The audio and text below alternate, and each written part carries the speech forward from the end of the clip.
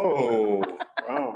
Fantastic. Let me know when you're ready to rock and roll. We're good to go. We're good to go? Okay. Good afternoon, everyone. Super excited to call this meeting. My name is Andre Lightsey Walker, and I just wanted to start with introductions. So we'll go around for all the folks that are at the table here in person, and then we'll do everyone on the outside, and then we'll do folks on OBPAC that are online. That sounds good. So Del, you want to start us off, please? Yeah, I'm Del Schaffenberg. I'm on this committee. I live in Milwaukee, Oregon. Represent Clackamas County. Anyway, just had a nice drive over Mount Hood to get here. Nice day. I'm Mavis Hartz. I'm from LeGrand. I am the business person part of OBPAC. I came in from LeGrand today, so it was an adventure, and here we are. And yes, it's beautiful out. Always an adventure when Mavis shows up. There you go. I'm Emma Newman from Springfield, Oregon, non-voting member on OBPAC, and thanks for amazing weather in Bend. Ian Davidson, I'm with ODOT. I'm the Bicycle and Pedestrian Program Manager. I help staff this committee and with the Public Transportation Division at ODOT. Hello, everyone. My name is Roberto Cotto. I'm the active transportation program analyst for the Public Transportation Division. And in my role, I support 3 of our advisory committees. Welcome. Everyone, Chris Chang, active transportation liaison for ODOT here in Region 4. So thanks for coming. I'm glad you're here. I'm Dave Thompson. I live in Newport. I'm one of our current co-chairs, at least we have a vote with her. Formerly from Bend, right? Pardon? Used to have roots here. Formerly from Bend. Been in this conference room many times. Hey everyone, my name is Omar Ahmed. I'm the ODOT Central Oregon and Lower John Day area manager. Sorry, a lot of words in that title. So just be doing a quick intro. Thanks for having me. Hi everybody, Ken Schrinkweiler. I'm a principal planner and some other things that I'm covering right now and Region 4 planning. I'm Jeff Munson, former member of your committee. Since you're meeting in Bend and I live in Bend, I over to see what's happening. And I'm retired as the executive director for the option. I'm Eva Richardson. I work for Commute Options here in Bend as Transportation Options Coordinator. So work a lot on Get There and yeah, just sitting in today and seeing what's going on. Am I next? Okay. I'm Nolan Toole. I'm an OBPAC member and I'm the under 21 position. So yeah. Amazing. And then OBPAC members that are online, I can't see. So there we go. We only have... Go ahead, Kathy. Oh, sorry. I was just going to say, this is Kathy Rigby. I'm the at-large member. I live in Newport. I'm en route, so I should be in Bend in a few hours. See you in a few. Thank you, Kathy. And we have a couple of other OPAC members joining us here online. Leanne, would you mind introducing yourself? Sure, I'm not an OPAC member, but I work for the Oregon Department of Transportation, and I am the Active Transportation Senior Policy Analyst. Thanks for having me today. Thank you, Leanne. Okay, so now we have introductions. I believe ODOT Region 4 will be doing. Yeah, Omar. Thanks. Thanks. So again, everyone, my name's, I'll stand here so the camera can get me too. My name's Omar Ahmed. I'm the Central Oregon and Lower John Day area manager. I'm assuming everyone kind of knows what that means, but any new design or construction projects and public involvement all fall under my purview. So Chris invited me to come talk to y'all. I'll just give you a quick intro. So we're joking earlier, times are a little weird at ODOT if you haven't been reading the news. So Chris had to dig pretty deep into the bench to find something. I'm joking, but here I am. So, this group is critically important to the work that we do to serve the public and all users of our transportation options. So thank you, right, first and foremost from ODOT Region 4 for being here. I'm really stoked that we get to host y'all because it sounds like we haven't done that in a long time either. So I'm glad the weather is nice and it's not smoky. But yeah, so, I kind of going through, right, we have a laundry list of projects that wouldn't exist if it wasn't for y'all's support. And so I just wanted to touch on a few of those, right? We had Safe Routes to School in Merrill. We have Great Streets Project in Chiloquin, which is a community that would never see that amount of investment and improvement without support from this group. Safe Routes to School in Redmond, lots of additional paths being built out there. And then our Oregon Community Paths program, which is really fun to see kind of grow and get involved with. And so here in Region 4, we've got projects in Klamath Falls, again, 126 adjacent to Redmond. Bend has Juniper Elementary School Larkspur Trail, and then some undercrossing projects too on 20. So there's just a lot, that you guys help support us and really kind of get the word out there and frankly get money for these things to get done. I really appreciate it. Again, excited to have you. It sounds like y'all have been out and about and seen some stuff too. Tomorrow's coming. Yeah. So I'm around for a little bit. If you have any questions for me or what's going on, I'm happy to help. But otherwise, thanks and welcome. Thank you. I'm gonna switch to that side because I can't see all of you very well. No worries. Am I in the public comment spot? Yes, No, I wanna join me on the far I side. did want to go over just some of our goals for this meeting. We got a lot to cover. Super excited to be here in person with you all, though. It's going to be a great time. We're going to be getting a division and legislative update, which I think is critically important after everything that has taken place. So I'm looking forward to getting that update. Nolan and I drafted a letter to the OTC that you all received that hopefully you had the opportunity to review. So we'll be going over that, hopefully getting some consensus and submitting it. We're going to get some briefings on Region 4 projects. So really excited to see what y'all are doing here. We're going to get an update on the Transportation Safety Action Plan, and we'll be electing new committee leadership. So lots to do. Oh, and an amazing bike tour tomorrow. So really looking forward to that. And then I wanted to pass it over to Roberto for our meeting etiquette. Thank you, Andre. So I'm going to share my screen here for the folks who are online.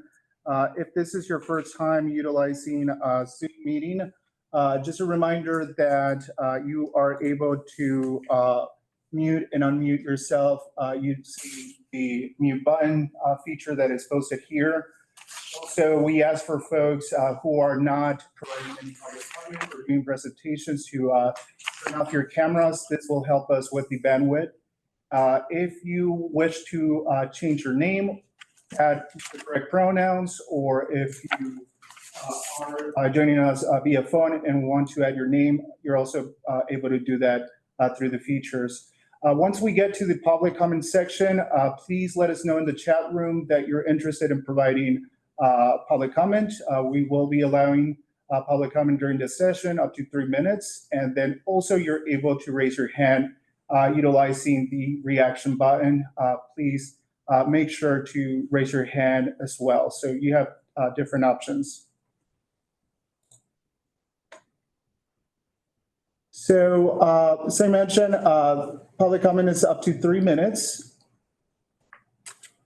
And just a reminder to folks that this meeting is being recorded. We just ask for everyone to maintain a respectful atmosphere and also to stray away from using any type of derogatory language. We will keep an eye on the chat room. So if you have any questions, feel free to ping us via the chat room. Thank you. So we can move on to public comment. Okay, so as of a little while ago, when I checked, we hadn't received any written comment, so there's nothing to review there. Do we have anyone in the room that wishes to provide public comment? No, and I believe we have Kathy who wishes to provide public comment. Just bear with me, Kathy. I need to switch screens here really quickly.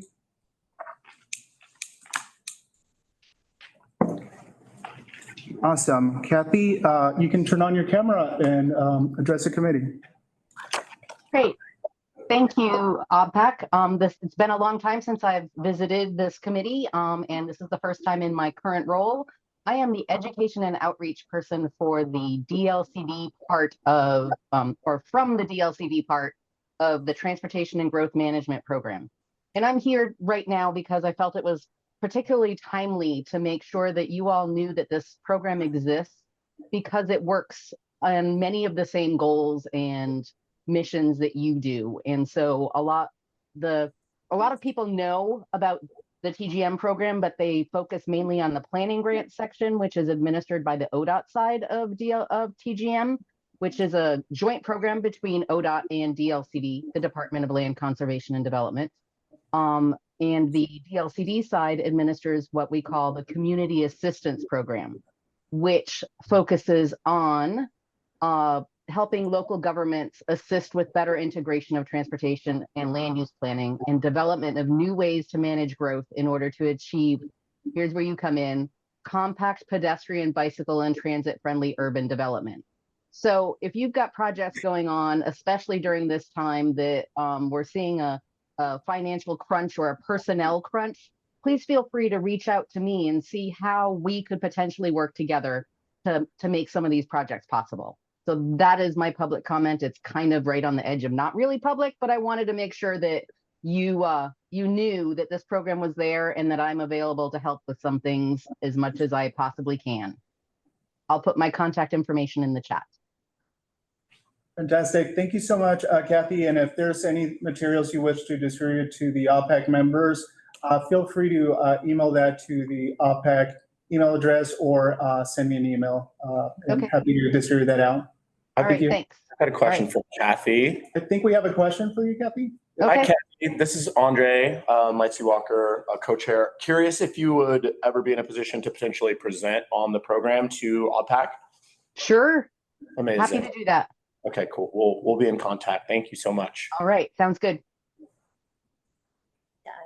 Kathy, I just want to say thank you. This is Emma Newman from Springfield, and I know that local jurisdiction is funding our active transportation plan via the TGM assistance program. So there's definitely a lot of crossover and opportunity for funding things that help implement the Oregon Bike Ped plan via that grant program. So thank you.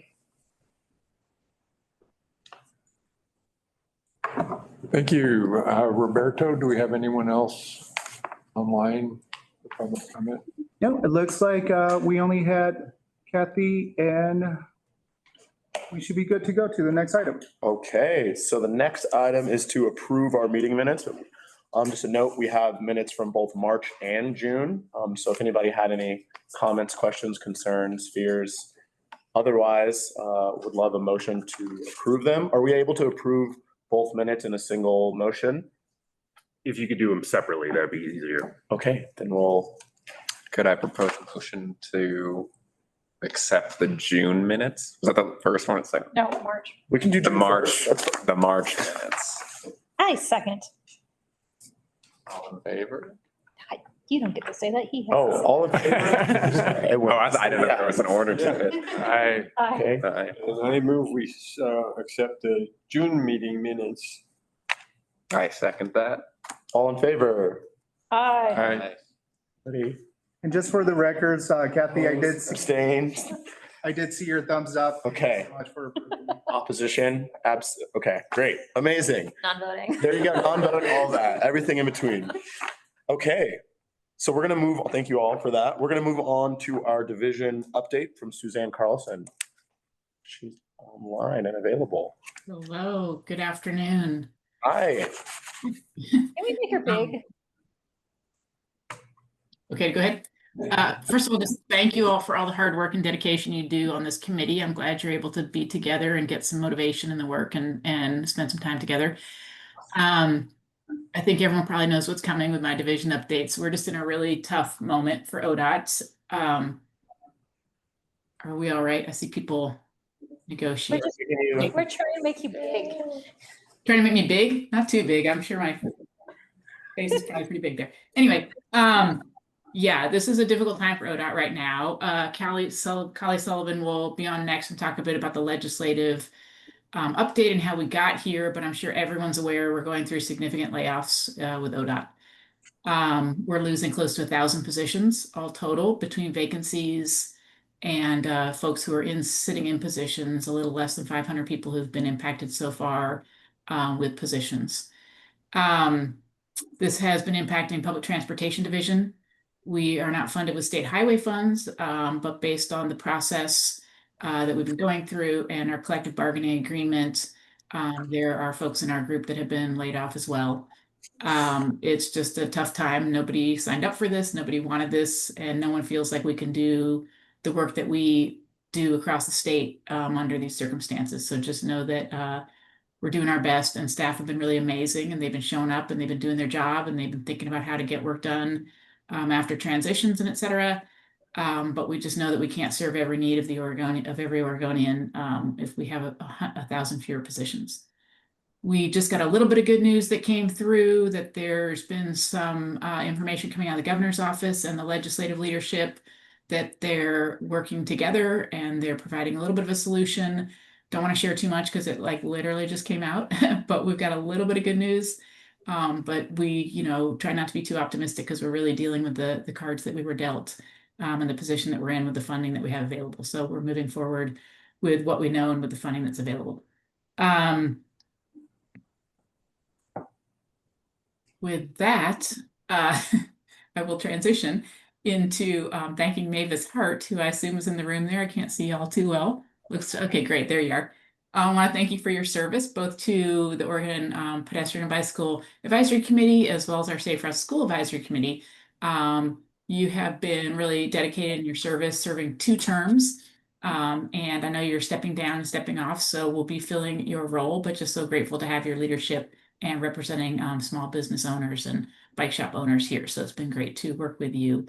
And I believe that's all I've got from my side. Happy to take any questions. I have one.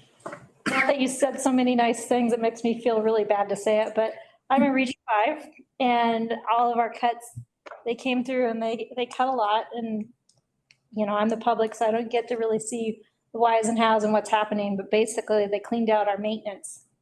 So what we're left with is a bunch of people on the top end and nothing happening on our roads, and winter's coming.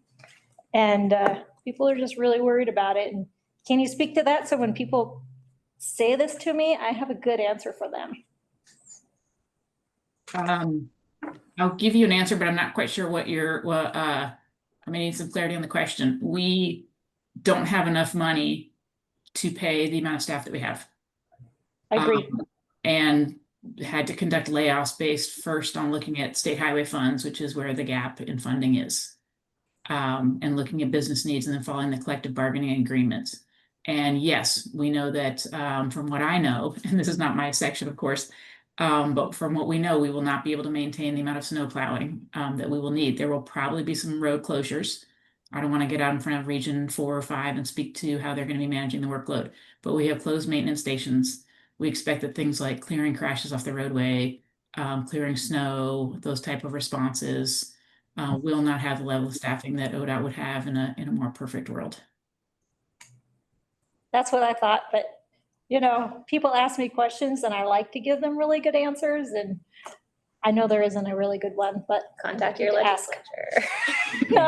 Yeah, I think the real answer is that we have to turn them back towards the legislature for those solutions.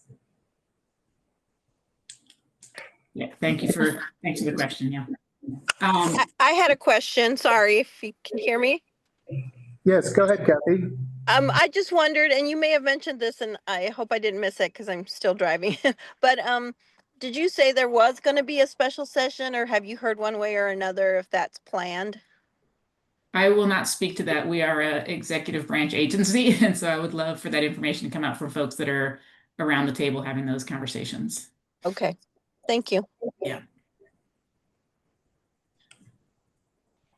I'm going to just have additional questions from any of the other OPAC members?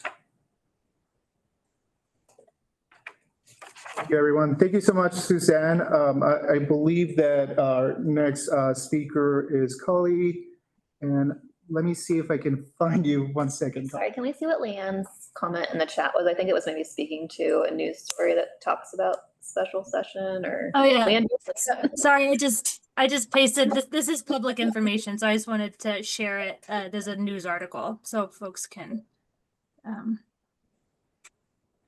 That's a public article. And Leanne, for those of us here in the room who can't see the full chat easily, can you read off the title of that news article, please? Yeah, it just says Oregon Governor Kotek calls transportation funding special session just before Labor Day, and it's from the Oregon Capitol Chronicle. Thank you. And I'll make sure to distribute this out to our OPEC members. Thank you so much, Leanne, for providing that resource. And I will move over to Kali. Hi, everyone. Hi, thank you for having me. Well, you all got my update started. I'm happy to come here with some good news. Just truly moments ago, the governor's office released a press release while we're in this meeting that she's called a special session for August 29th. And that she has extended, she's directed the director of the Oregon Transportation Department to extend the layoffs 45 days. So that will go to mid-September. So we're getting this news as everyone else is. So that is public. I'm happy to drop the press release in the chat so everyone has that. But that is probably the most top of mind latest update for everyone. I really don't have any more information than what's in the press release, but I'll direct it to you all if you have questions on that. As Suzanne covered, we're working through the layoffs and coming out of session, and we've been really focused on supporting those folks. We'll also be focused on implementing measures that were passed in the 2025 session.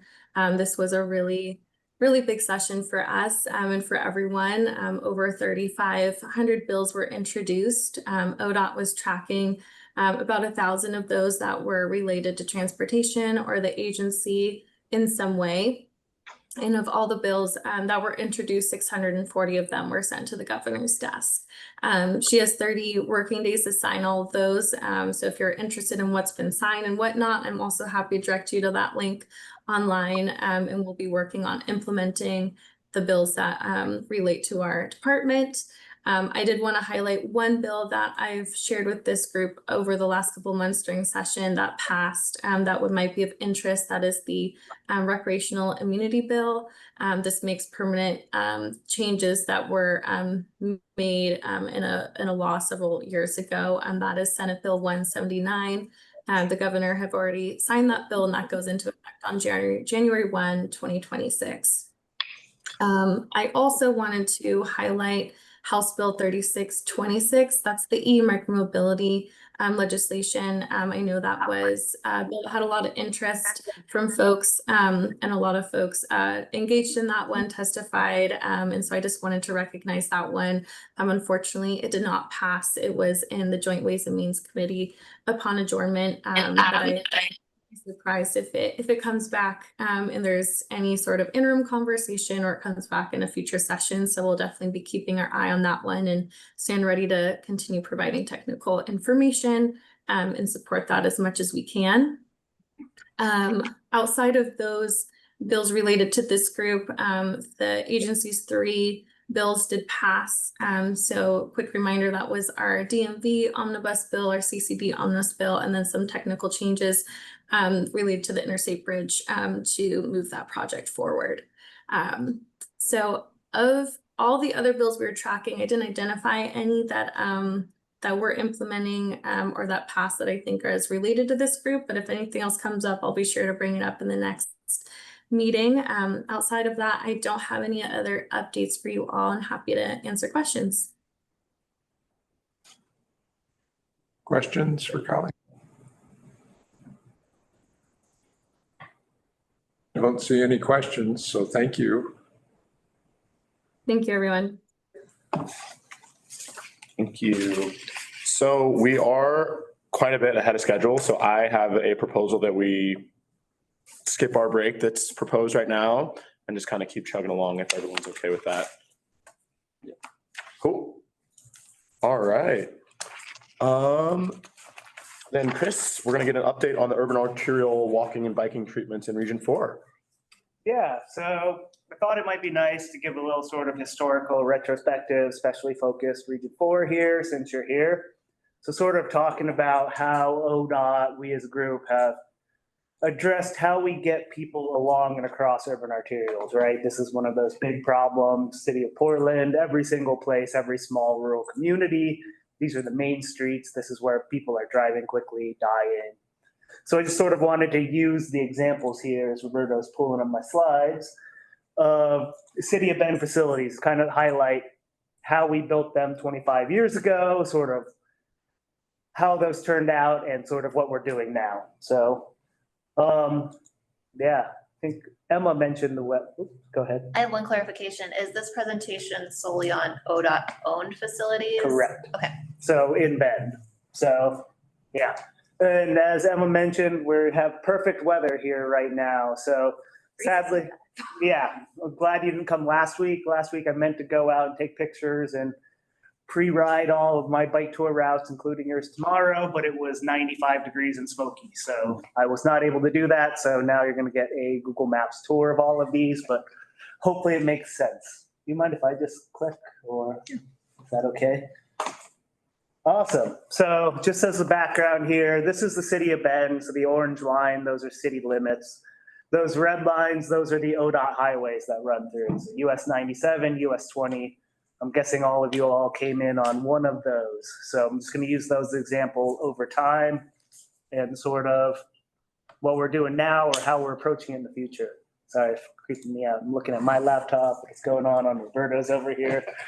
So just as a background, this is the Bend Parkway.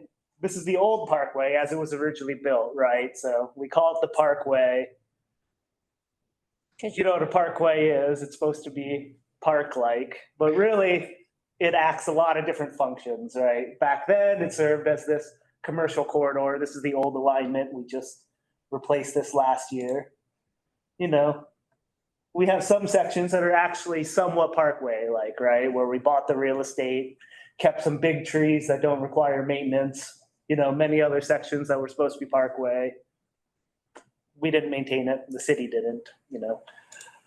And, you know, there's a lot of this. These are basically local access roads onto parkway and whatnot, right? Very different context than that commercial corridor, than that parkway context, or even these sort of full-blown expressway type things. So it's a very disjointed facility there.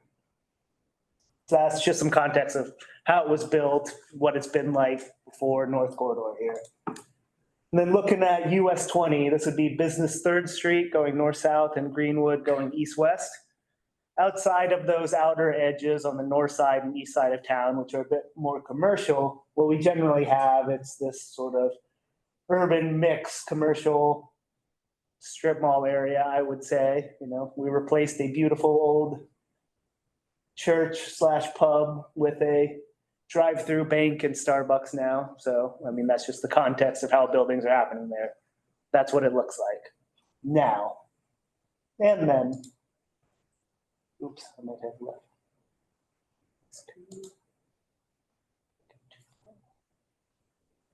So, okay, yeah, along the parkway.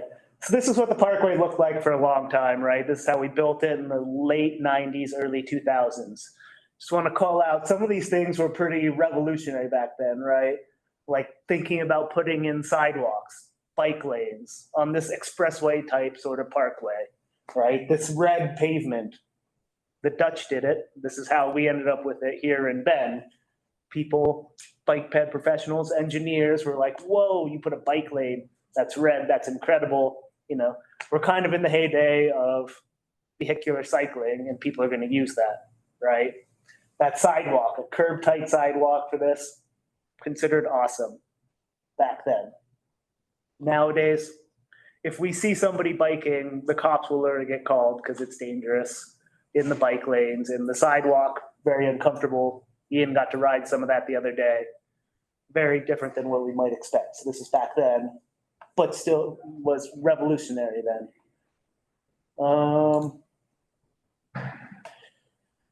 some stuff, other stuff we put in here. You can see we built these connections up from, this is Revere Ave, where people could bike along the city network. Have a mouse, a bit of lag, here we go.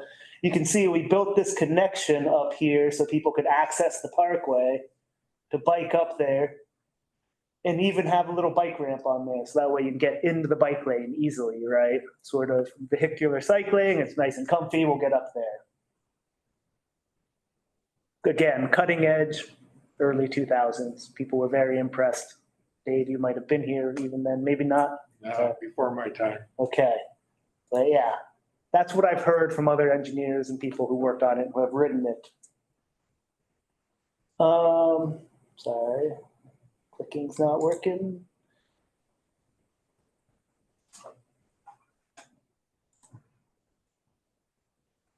Awesome. Some other, innovative techniques here, what we thought were best practices, right? If you look over here on this bottom side, we've even put cut throughs. So, we have these interchange type exits, on ramps. But we put in this sort of bike cutout, so we get bikes who are on the bike lane to sort of 90-degree jog, hit it so they can get across, right? Totally safe, totally awesome. You're a vehicular cyclist, you love it. Not exactly the attitude we have now, but people did put thought into it, right? This was a lot of care that went into it back then. And other things. This is actually, we'll see this on our bike tour tomorrow, but where there were opportunities, you kind of saw it in the Revere Avenue interchange one, we built that multi-use path connection up. This is the same segment type multi-use path that we built behind the Bend River Mall over there along US 97. So these two arrows are kind of each end of the path we built on US 97 right of way, but runs along the backside there. So that way people could safely connect as well instead of being on facility. So, there were some good things as we did these massive projects, right? These have been huge projects back then. So nowadays, we might do things different, but it was a good example there. Switching over to US 20, sort of a long US 20 back then. This is kind of what it looked like. Basically, the only marked crossings we had on the highway / urban arterial were at signalized intersections. But then in between those, we had these massive chunks of roadway, right? This is Oregon. Every single intersection up here, sorry, keep scrolling over. Every single intersection is a crosswalk and people can cross wherever they want. We're good, right? That's what was considered acceptable and good practice. We built sidewalks or left really old sidewalks on the right there. Let's ignore that pole in the middle of it. But yeah, we put facilities in. We have a bike lane that's perfectly adequate for vehicular cyclists. Let me try this one. Oh yeah, way better. Okay. And then back then, sort of same look, right? There's no crossings. We have unmarked crosswalks at all these intersections, but otherwise, if you're a pedestrian, you're sort of on that sidewalk. You'll use the signal as you need it, and then if you're comfortable, you're going to cross at the unmarked ones. So that's that sort of historical retrospective there.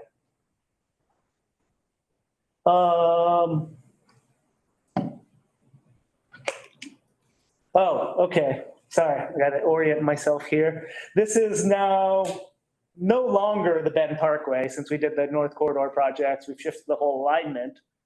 But I'm using this kind of an example. This is that commercial corridor on that north end. You can see this is what it used to look like for the longest time, right?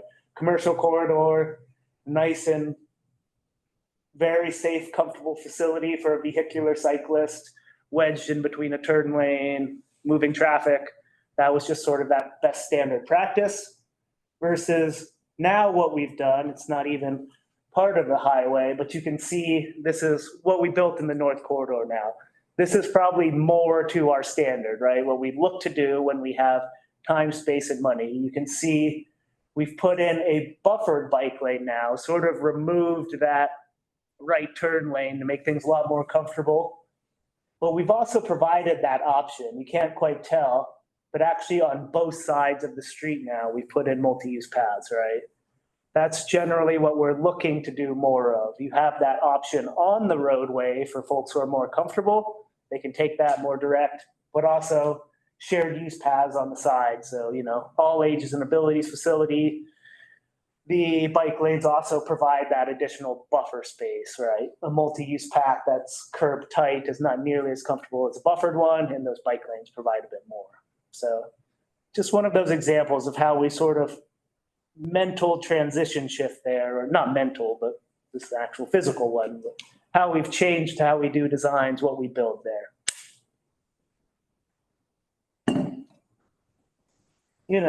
This is at the edge of town, north end of town, looking north. So this is how it was forever. You can see we've got a bike lane. That's our treatment as we switch from that sort of commercial corridor headed up north towards Redmond. You've got a bike lane. Awesome. That's good enough, right? Nowadays, what we're doing, or in this project as well, so on the left, that's the new alignment. That's the bridge we built over Cooley. But what you can see is instead of just the bike lane on the expressway and that access, we've built a whole separate shared use path so people can connect, right? Turns out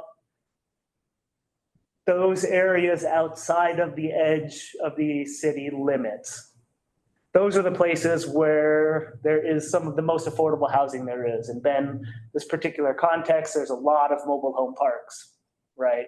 There's a lot of, I'm going to call them houseless encampments up there. What we've been seeing with this sort of facility in the past is people biking and walking along that shoulder because it's the only option. And that's where people were also getting hit, right? Because it's not that comfortable, not that wide. So recognizing that not just at the edge of town is where we need biking and walking facilities, but we need to get outside in between communities into those sort of, what am I going to call them? Interstitial spaces, I guess, in between that urban rural. I don't want to call it suburban, but it's like, it's equally or almost more important to have those because that's where people walk and bike a lot more, and that's where people are getting killed. So that's sort of our newer approach, right? It's also still providing standard shoulder / bike lane, but doing that one step better for people walking and biking. How's that translated to that book? Which book are we talking about? Sorry. That's a great question. I don't think we've updated that in a while. No, that's coming up. almost 10 years old. Yeah, that's been translated into like the blueprint for urban design or urban design concurrence, and that's all been rolled into our new design standards as well. So yes. So we have been incorporating it. It shows up in the highway design manual now. So when somebody in Region 5 is looking to do something awesome for bikes, they're going to see an example of that, not an example of the prior to build off of, correct?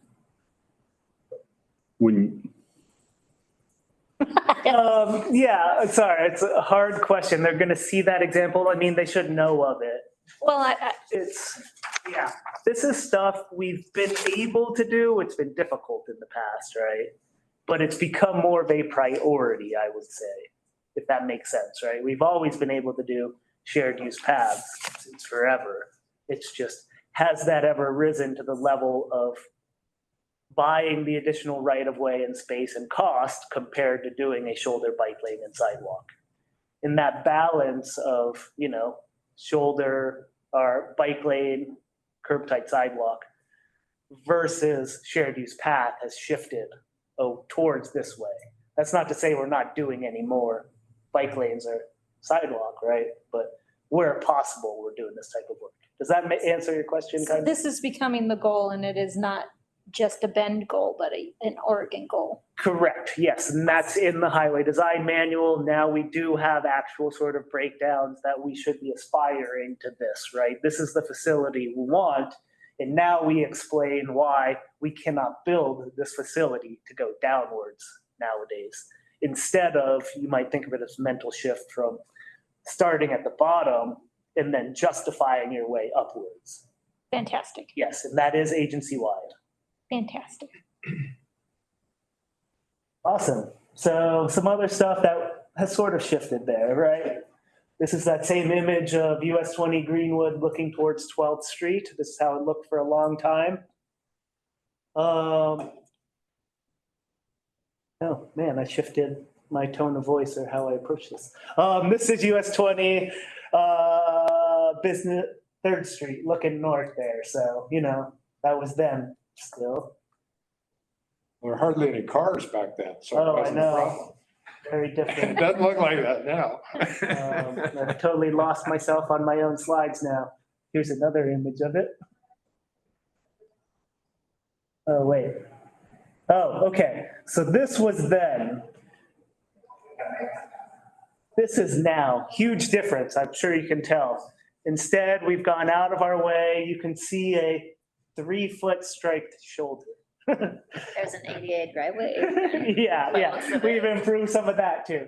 So sometimes this is the best we can do, right? That's sort of this example. We went from this, which is no shoulder whatsoever, right? To very difficult conversations around lots of issues you guys are well aware of in terms of how we can use space, how much can be carved out. There was a huge discussion around just leaving it as is, leaving a wide outside lane. Really, the best we could do was carve out 3 feet on each side and stripe it to provide a space for people on bicycles if they're on this roadway, right, compared to this shared lane. I know it's not huge, it doesn't seem big, but this is the result of a lot of conversations, right, where we can't always build the Cadillac. Let's knock all those buildings down, put in a multi-use path, right? So. One of those restrictions being this is a freight corridor, right?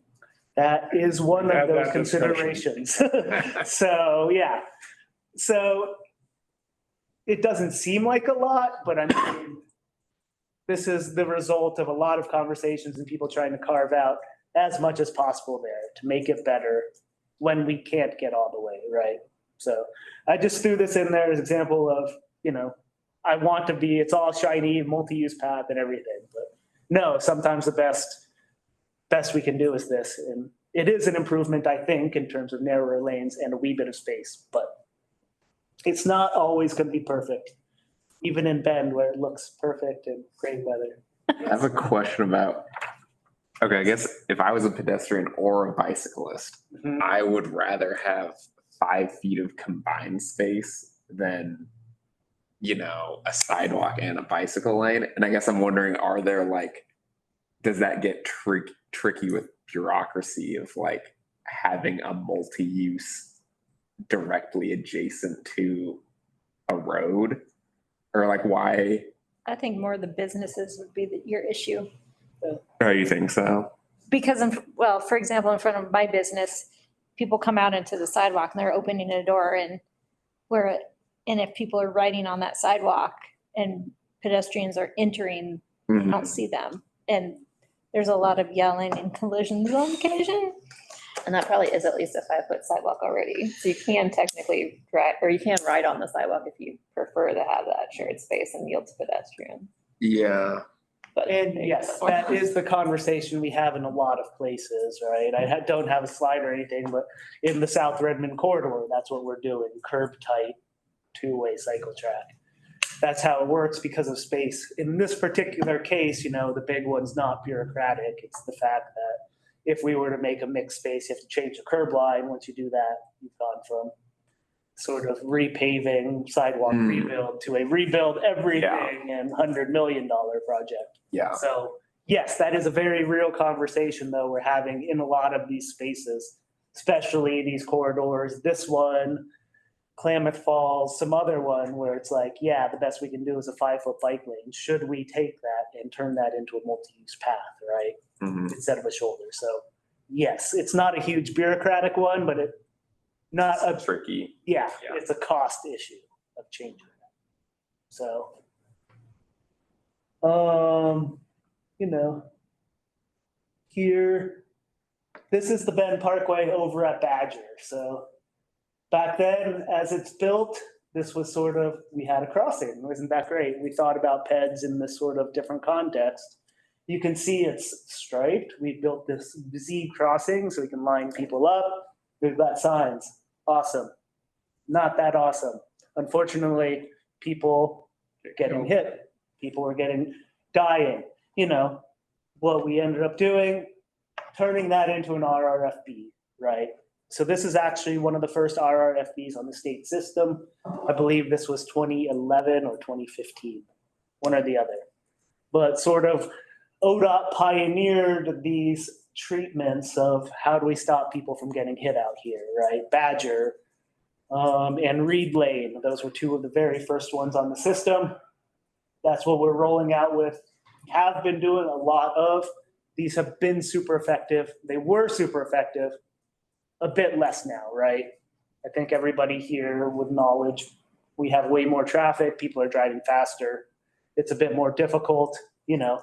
Standards have changed around us, but, oh, haven't put it on here, sorry. This one's the Reed Lane one. And then this is what it looks like when we put the RFPs in around the same time. Standards have changed a bit around us now, right? Like this is the new traffic manual here, indicating sort of what are our standards for what we build, what we expect for unmarked or uncontrolled crossings. These would no longer be allowed. We won't build these anymore, right? They're incredibly difficult. You can see where I sort of, my excellent art skills drew a circle and an arrow. That's sort of where we fall on the parkway, but that red color indicates, you know, now we're calling for traffic signals, PHBs, something higher than just a warning blinky light, right? Because those theoretically signal and people respect those more. So you have less of that risk because we still have, like Dave said, people are still being hit, unfortunately, right? Especially with these 4-lane cross sections, especially dangerous, that double threat in one direction, you think you're okay. Someone not stopping. You can't see, they can't see. So what does that ultimately look like nowadays, right? Ultimately looks like this. We have to go over or under, right? Parkway is not really appropriate for you know, more traffic signals or PHBs there. Probably not the treatment anybody thinks is really comfortable. So this is where we've really moved to. This is kind of the concept for the Hawthorne crossing here, right down central downtown. This is, ODOT's done planning, the city's done planning, and now the city's gotten $35 million or so to build this. So this is the conceptual image for now. We're about to kick off the project, hoping to go to construction in 27. But this is kind of the expectation now, right? If you're going over or under, there's no way, except think of how many RRFBs we can build compared to a $35 million bridge. How often are we going to find that money? So unfortunately, those are sort of those hard trade-offs when we talk about urban arterials. Here, anywhere. Here, we can't really go under lava rock. It's all blasted. So we're basically going over, but this applies statewide, right? You talk Portland, you talk Springfield, Eugene, any of these urban arterials, you're going to have these same problems with speed and volume. And this is the only way to do it that is somewhat comfortable. So Are you getting pushback with the hole in the air stuff with that? So no, this will be easily high enough. This bridge actually has to span about 30 feet above the parkway because if you look on that sort of left side, there's a railroad. And so with the railroad, that requires an extra 23.5 feet above the railroad. The railroad's already 5 feet above the hole in the air. The parkway. And so, yes, this will go to mobility, but this is a bigger hole than many of our other bridges and stuff. So awesome. It's consistent. And also, we'll have to review some of those things as well, right? How do you do that center pier or the center? I don't even know what to call it. I'm not a bridge person. I want the ice cream shop. Can I run the ice cream shop on the top? Yeah, yeah. Come so far. Our ice cream bike bridge rep. Yeah. Yeah, so it'll be cool, it'll be great, it'll be comfortable, it'll be hard. This isn't gonna be easy for bicyclists, right? If any of you guys have ridden, the Tillamook crossing there, that's 5% for a long ways. It's not an easy ride up. That's what this is gonna be like. If it's not, might even be steeper than 5% to meet grades, so. How is it going to be maintained? Are you going to have some way to keep your snow and ice off of it? That's a great question. It's banned. Yes, Is it gonna be heated? I mean. TBD. So we'll be hitting the design and that. That's a conversation we've had, in that conceptual 10,000 foot level.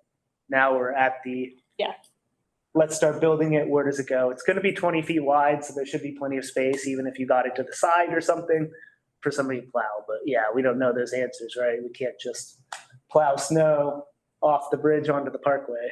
That's not really gonna fly. Railroad's not gonna love it, so TBD. What is I guess in the manual for, I don't know if a bridge is even in the manual, like a pedestrian bridge, but I guess, like you were saying, it's really annoying to go bridges on bicycles. Is it ever considered to put the road as the bridge instead of the bikeway? I guess with the railroad here, that's not a thing. But Yeah. But the railroad, they have more rights than anybody. So yeah, that's not happening. But yes, that's a conversation, right? If we scroll back many images, sorry, I hope. Ice removal easier. If you scroll back to this one, you can see the highway became a bridge to go over the other one. So that is a conversation that we do have at every single place, but just where it works. What physically makes the most sense in terms of all of that.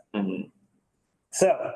But typically, we're not building highways, we're building bike and ped facilities, because the highway's already there. Exactly. So we're working around existing facilities. So hence, that's why we don't really talk about shifting the whole highway. So in this vein, we have this bridge, it's coming, assuming, fingers crossed, our money doesn't get taken away for construction. That's happening. But functionally, when you look back at things like these, how do we retrofit this, right? How do we make this even safer? This is what we have. It's what's there now. Ultimately, what we're looking at now is spending a bunch of planning money to see how we go from here, if it's even feasible, to something like this.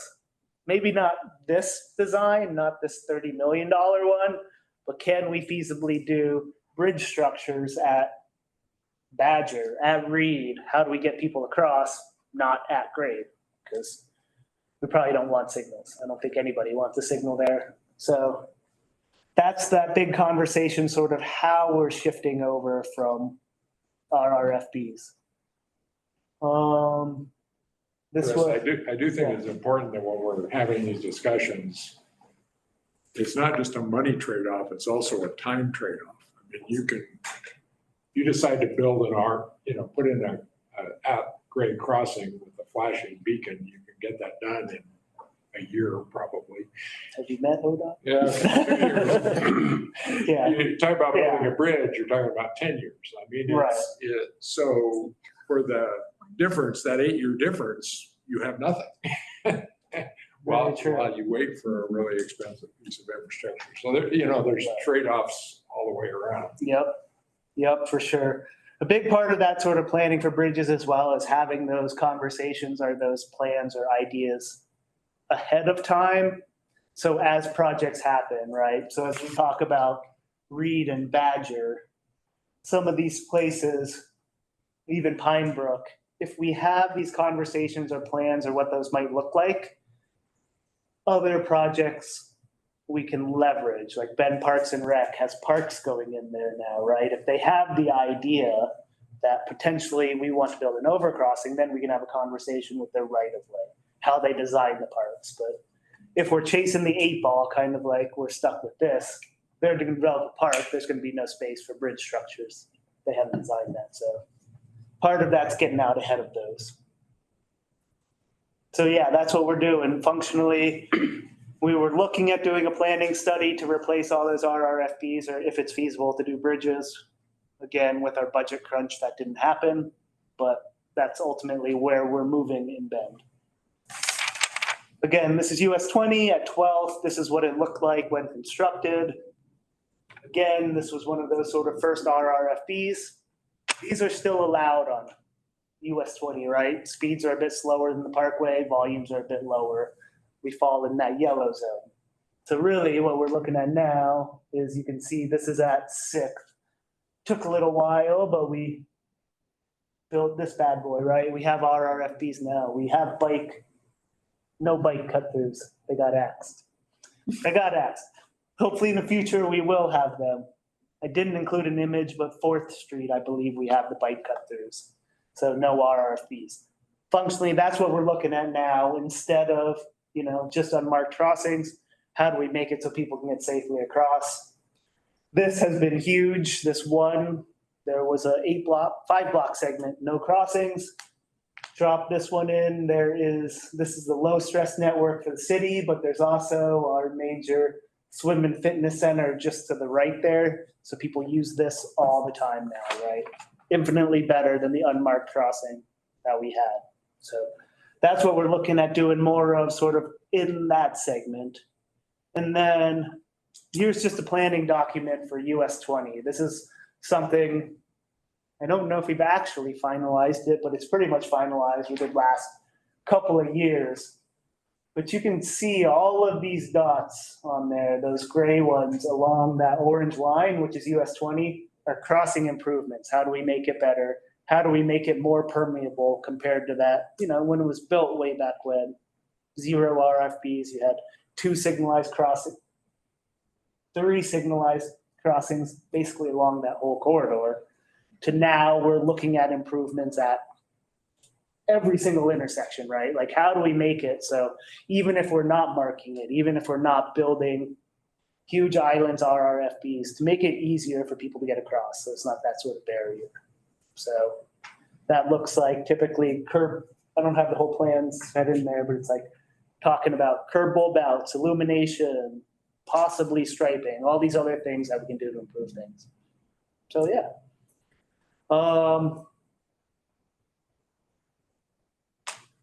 Yes. Time for questions? Yes, that's my presentation. That's all I had, sort of that retrospective of how it was to where we're going. So yeah. Well, anecdotally, just arriving in Bend, so I think it was my second OBPAC meeting, roughly in 2019, I think, was here, and I just visually am seeing a lot of change since we met here more than half a decade ago. So thanks for your hard work on this. A couple specific questions. Back on slide 15, you had the buffered bike lanes, that's an option, and the side multi-use path. Yes. And I was talking about the neighbor recently, and was talking about, he runs a landscape company, his trailer brakes broke down on the expressway down in Eugene. Is there any conversation about kind of the multiple benefits of having safety shoulder that is for vehicular cyclists, but also for motor vehicle safety? Kind of co-benefits is a theme of what we look for as a committee. So I'm wondering if there's any discussion around, is there safety, is that intended to be wide enough to both bike in, but also in an emergency situation, have a vehicle have enough space to pull over? Yes. Their brakes fail on the expressway. Yes. That sort of thing. Yes. Cool. Safety for operations, all of that. There's huge benefits to having that space, right? That's sort of that conversation around the Parkway as well. So if we look back, so I'm scrolling quick, but this shoulder, that's a bike lane, it's not a shoulder, but that does functionally serve as shoulder space, safety area as well. So keeps the Parkway moving when somebody who has a problem with their trailer can get over. So yes, cool. It's definitely. When and how do you decide for the paths that you're talking about between like the people who are living just outside of the urban area, but they need the path to get into the urban core for jobs, like services, et cetera? Yep. When are those lit versus not lit? Ooh, tough one. Do you mean the path itself or like the roadway? I mean the path, I'm thinking about there is a good portion of the year when it's dark. And if a route is accessible, as in it feels safe and comfortable and you can see where you're going without needing a really high quality bike light part of the year, but not the rest of the year, then that provides an access issue. So I'm curious what the conversation around path lighting is or is not. Is it a void? Like what's going on with it? I will say this is a tough one only because there's not a good answer. Functionally, it's the maintenance cost of it. Who's maintaining, paying for those lights, right? ODOT's budget crunch is very real as we have this conversation. And ped scale lighting is not on the list of things that is currently paid for. I don't think anywhere that we have, nor is it going to be on that list anytime soon. So that question of ped scale lighting really falls down to, I'm going to put it bluntly, who's willing to take that on? If we talk about like the city of Sisters, they light their paths, they take care of that, Parks and Rec does. We're glad to help facilitate that in the construction. So it's more of a ongoing maintenance issue than a capital upfront cost. Correct. Yeah. Okay. That sort of stuff is eligible for our capital costs, so we will go out of the way to help apply for grants or other things to make those happen.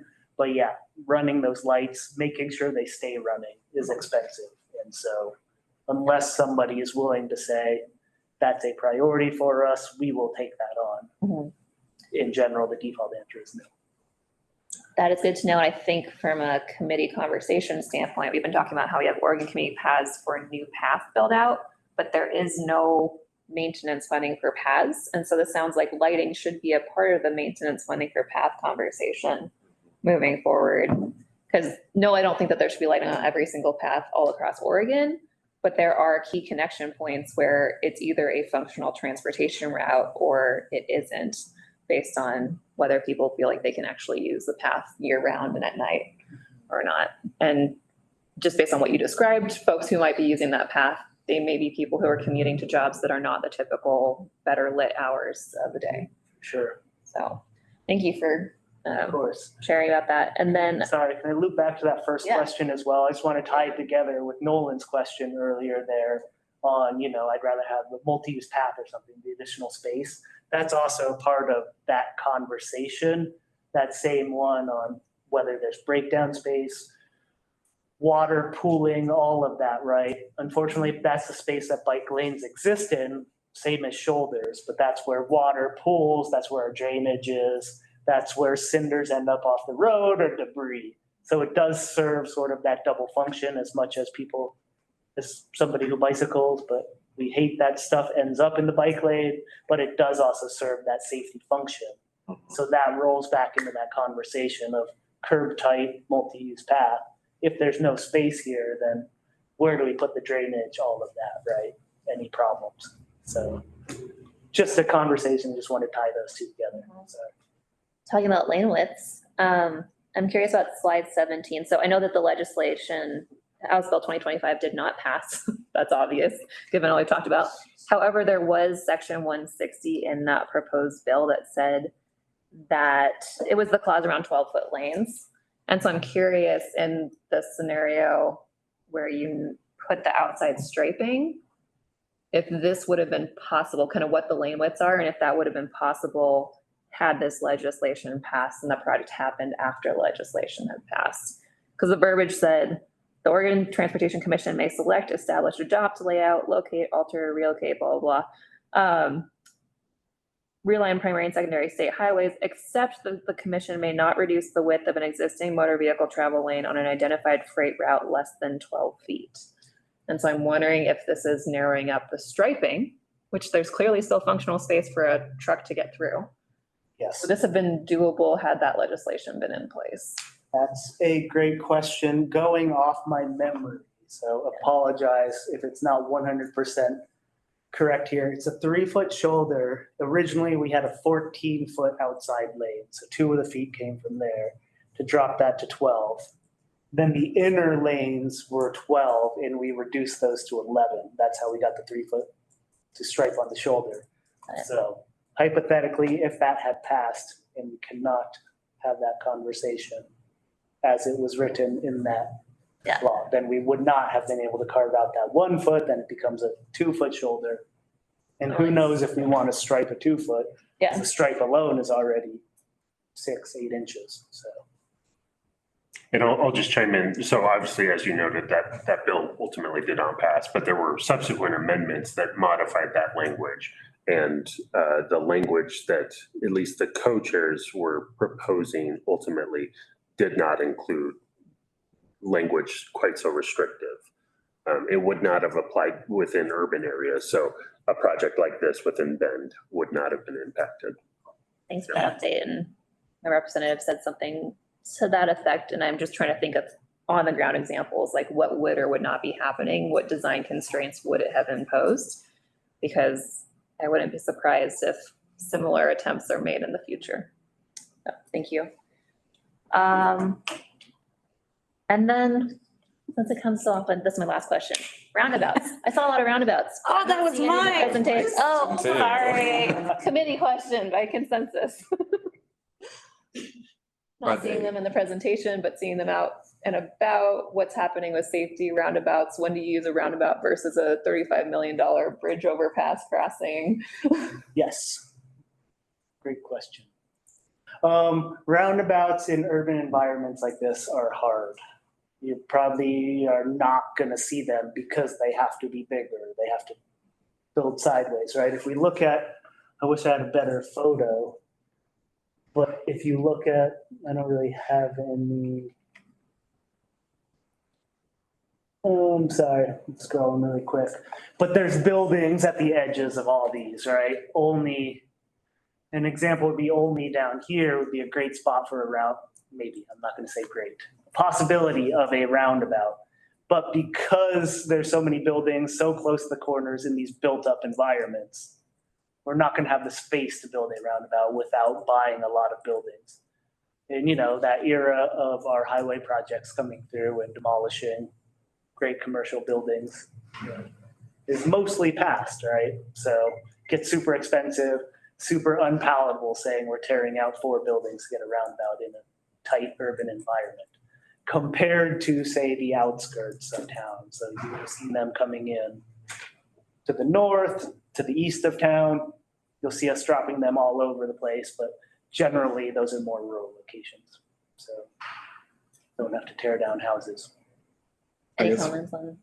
Oh, sorry. Any comments on safety or use from kind of like the biking and walking perspective? Any challenges getting roundabouts approved regionally? Anything you want to comment on? Or what was your add-on? My question was just that from my experience taking like city planning classes, like the roundabout is always like, well, yeah, roundabouts are good for cars and car throughput, but they make the intersection really challenging when you're trying to do multimodal transportation and combining like bicycles into it, because, you know, then if you're having some bicycle on the outside lane and it's going slower, like it can just get cut, you know? And so I guess I'm wondering, have you ran into challenges with all of the roundabouts around here with having bicycle lanes in your infrastructure? So yeah, I guess I'll start a little bit of history. The first roundabout on the state highway system is actually in Bend. It's no longer on the highway system, but it's over where Colorado hits South Century Drive. So that was the first one on the highway system back when it was still highway. In terms of the roundabouts all in town, we have close to 50. Those are city facilities for the most part, right? And these urban ones. Generally, they're pretty comfortable, depending on what style of riders you are. If you're more comfortable, own it. People love it. Single lane roundabouts work great. Things get a bit different when you move to larger sizes, right? A 1-lane roundabout is a vastly different animal than a 2-lane roundabout all the way around. Here's where I'm going to put on my caveat hat. I'm not going to say it's unsafe, but tomorrow we will, on our bike tour, be crossing one of these dual lane roundabouts.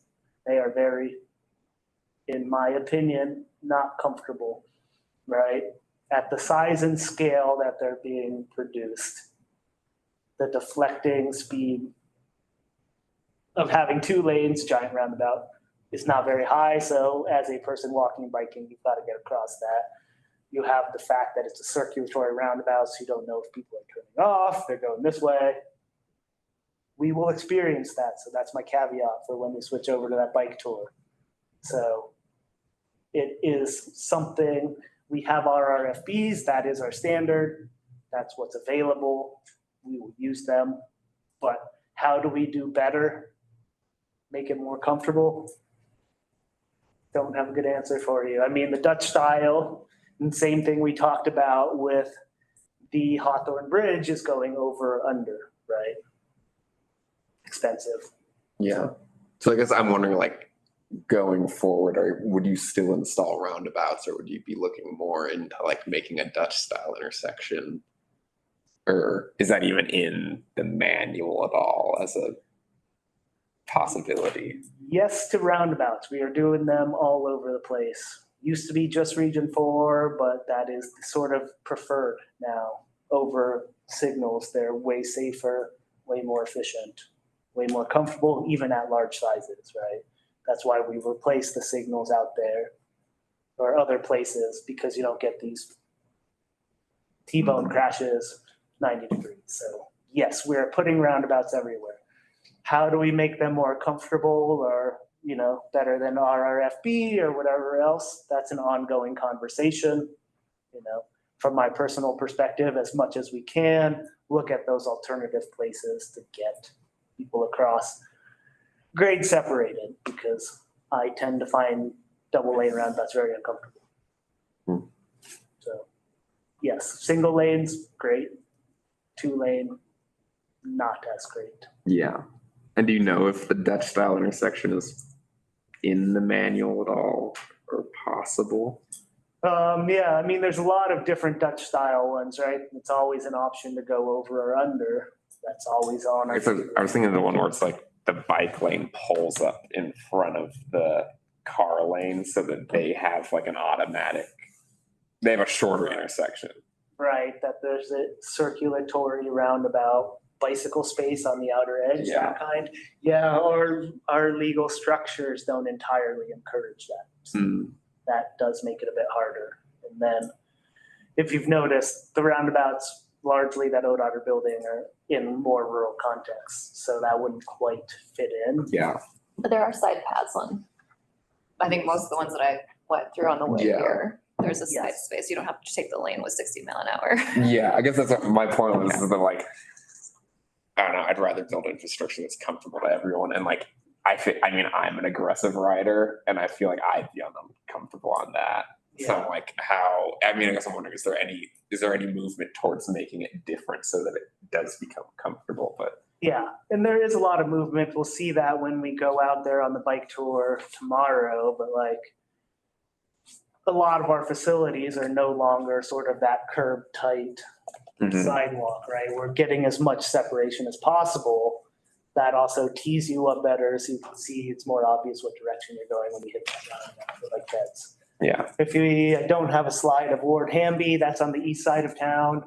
Very different style of, I would call it a more Dutch approach, where those angles are 90 degrees. It's a lot more comfortable for bikes and drivers because it's obvious when somebody's going to cross versus circulating around. Plus, as a bicyclist, you can see easier when the cars are coming. Yeah. So when we have space and time, we are building a different style.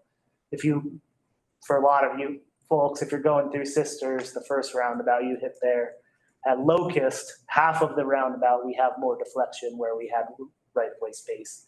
The other half, more curb tight, didn't have space. So yes, we are moving towards the Dutch one. Amazing. Thank you. I didn't want to be mean, sorry. Oh, you're welcome to be mean. I'm here. Yeah, if I could maybe jump in for a sec, since I used to live here. There's, I think, 2 great examples. One is the Ward Hamby one that Chris just mentioned, and actually I think it was a lot of Chris's work that resulted in the separated bike ped facility kind of going out further so that all the crossings are 90 degrees. And it's great when you got a huge amount of space, what you can do. And then the city of Bend put in a roundabout in a much tighter space where they actually have a separated, physically separated bike lane going around the roundabout. But the trick there is that when you want to cross the lane, you're in this protected lane, and then you have to make a 90-degree left to cross, right? So you pretty much have to stop. I mean, even if you're a pretty experienced rider, because it's really hard to see what's happening, right? And it's just, if you only got that much space, it's really hard to do something. So if you look at Wilson and Ninth, if you guys, if anybody has time to ride out there, that's the city of Bend's first protected roundabout. Might actually be the first protected roundabout in the country. Can't tell. It's out there. That's an example of what folks are trying to do to make roundabouts a bit more comfortable. In a tight space. In a tight space, yeah. I would like to just say that, you know, I lived in Bend for 10 years and Region 4 has done some really awesome work to bring all of Oregon, I think, ODOT's Oregon stuff up several levels. Just a lot of hard work by Chris and other people there. Thank you. Awesome. We're definitely trying. I wish I had more time to highlight it, but yeah, there are other big pushes. Really, and I think it's probably interesting to this committee, but also to Deschutes BPAC, is how do we connect cities across, right? How do we get Bend to La Pine by multi-use path instead of just highway? How do we get Bend to Redmond to Sisters? So we're already connecting Bend to Lava Butte. We have a plan for Lava Butte to La Pine. And we're just about to kick off our planning for the Bend Sisters Redmond as well, of how do we make those safe connections along the highway or on parallel routes that not something I don't think we've spent too much effort on in the past in that sort of bike ped world. We focus very much on this type of stuff. How do we get along and across within urban centers? But like I talked about earlier, it's very critical, especially on the edges, because we're seeing that's where all the transitional housing is being placed, right? Way on the outskirts or outside city limits, all the low income housing that's being developed, way on the outskirts where there's not facilities. So these are ways of creating that safety as well, of bridging across.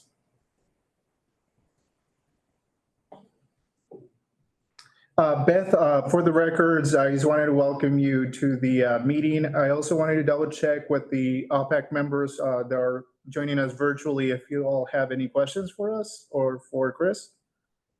I don't. Hi, everybody. Sorry I'm late. Nice to see you all, even if it's just virtual. Did we already go over did you skip anything on the agenda? Or have you gone through all the things? No breaks. So we have already covered legislative session update also from the division. And we are at the Region 4 Urban Arterial Walkway presentation in your agenda. Got that. But you didn't skip anything. So No. So you approved the other agenda minutes and everything. Great. Okay. All right. Nice to see you, Beth. Yes.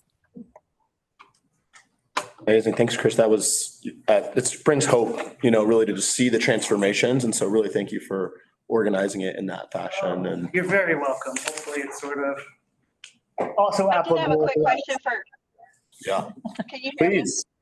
Yes, we can. Sorry, I had a question for Chris because we're talking the inner urban area. So Newport is doing a city center sort of renovation of our city center core. And that of course includes Highway 101. So one of the concerns, and maybe some ODOT experts can give us some advice, is as we densify that area and we're talking about bringing in more housing to that core, there's going to be a need for both pedestrians and bikes to safely cross 101. Even with us making that a couplet, it's still, while we're shortening the space to cross, it still can be a very fast highway through there. Yep. And when we're talking about increasing families and the use of the space and more activation with events and things like that, I wonder if there's some kind of studies that we can do.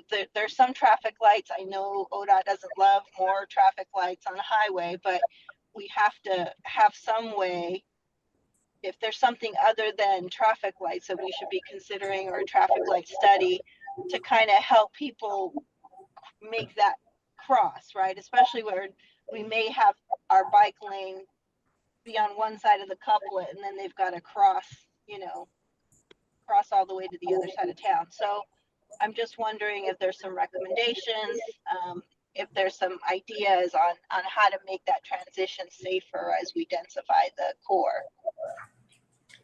Of course, and yeah, that's a great question. If you look in our highway design manual, all the things from the blueprint for urban design have been integrated, but we do have like crossing spacing guidance now, right? That's something that we didn't really have before. We have target crossing distances between marked crossings. So that's sort of one of those avenues of getting additional marked crossings on the highway, or what we should be looking at. And then what we have right here is also the second part of it, of when we have marked crossings at unsignalized intersections, what those treatments should look like. So, are we looking at just a regular marked intersection, an RRFB enhanced one, or PHB type style, sorry, pedestrian hybrid beacon type. So this will sort of dictate what those look like. Now, in terms of how you get more of them, those are definitely going to be conversations on, as always, I hate to refer to that sort of pipeline, but how do we get them into the TSP and all those other things? We identify them so we can get them funded and built, right? Those are always the other hard questions. So I wish I had a better answer for you on that component of it. But there's at least something in the HDM and the traffic manual for you to sort of look at. Is that helpful? Or did I answer your question at all? Or did I sort of? Jesus, thank you in the chat. Oh, okay. Yes, thank you. Okay, not trying to bureaucrat my way around an actual answer, but a lot of parts there. And I do have a contribution. Metro recently released our community quick build guide. And so that's something for partners, even outside of the Metro region, to look at. Anthony Cavadas, one of our safety planners, put it together, and it just has a bunch of different sort of safety, easy, affordable safety improvements that could be applied. So highly recommend checking that out. And I can get that sent out to folks as well. Yeah, Andre, could you repeat that, please? Yeah, we have a community quick builds guide. And so it's a bunch of various. Oh, that's all I needed is the name of it. Yeah. Yeah, great. Community quick build guide. Mm-hmm. Great. Thank you, Andre. Yeah. Oh, with the focus seems to be right now in Oregon to get housing going. With these bills and everything that are coming in, are they throwing any money towards the infrastructure for getting people to and from where they need to be? Or is it just, let's build something in the middle of nowhere on cheap land, and then the rest will be figured out eventually after a whole bunch of people die?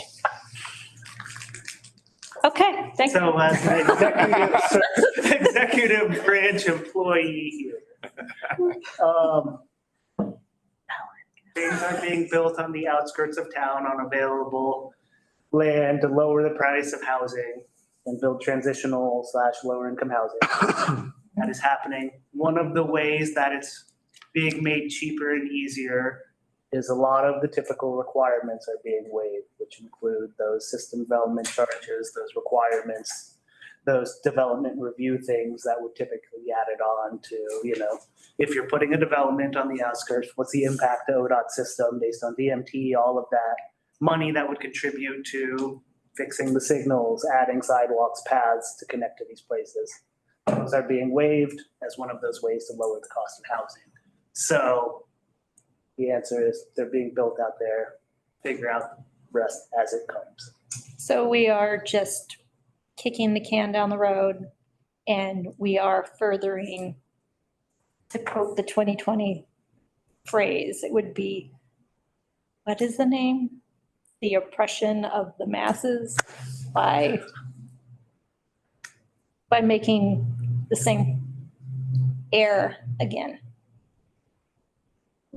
Okay, The Those way- are not the way I- words I said, but. okay, okay, we're building it just the way it was. Stuff. And then we're gonna have the same problems and we're going to be faced with these people that have to walk and bike because they cannot afford a car. And they're going to be put into poor situations because the land was cheap. And it was made cheap because we didn't do the infrastructure that they needed to get where they needed to go. Yes. Okay. I think that's fair. And I will say we are filling a lot of those holes. Omar mentioned it, but thanks to your guys' heavy involvement in Oregon community paths, we have funding to build a path between transitional housing and town to connect into the network where there's a 2-foot shoulder that people are walking on for over a mile, right? We know nobody's died yet, but these are conditions that are nobody is comfortable with, right? So we're using OCP to fill that hole because that's how housing got built.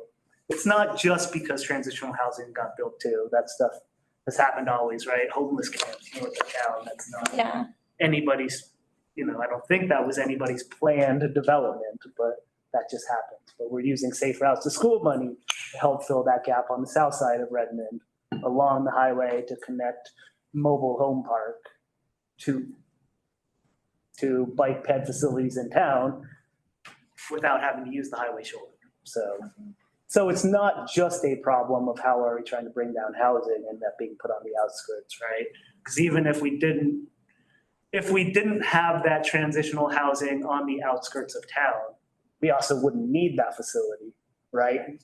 And so we don't build it, so it's driven by that need rather than. It's a need for thoughtful growth instead of reactive growth.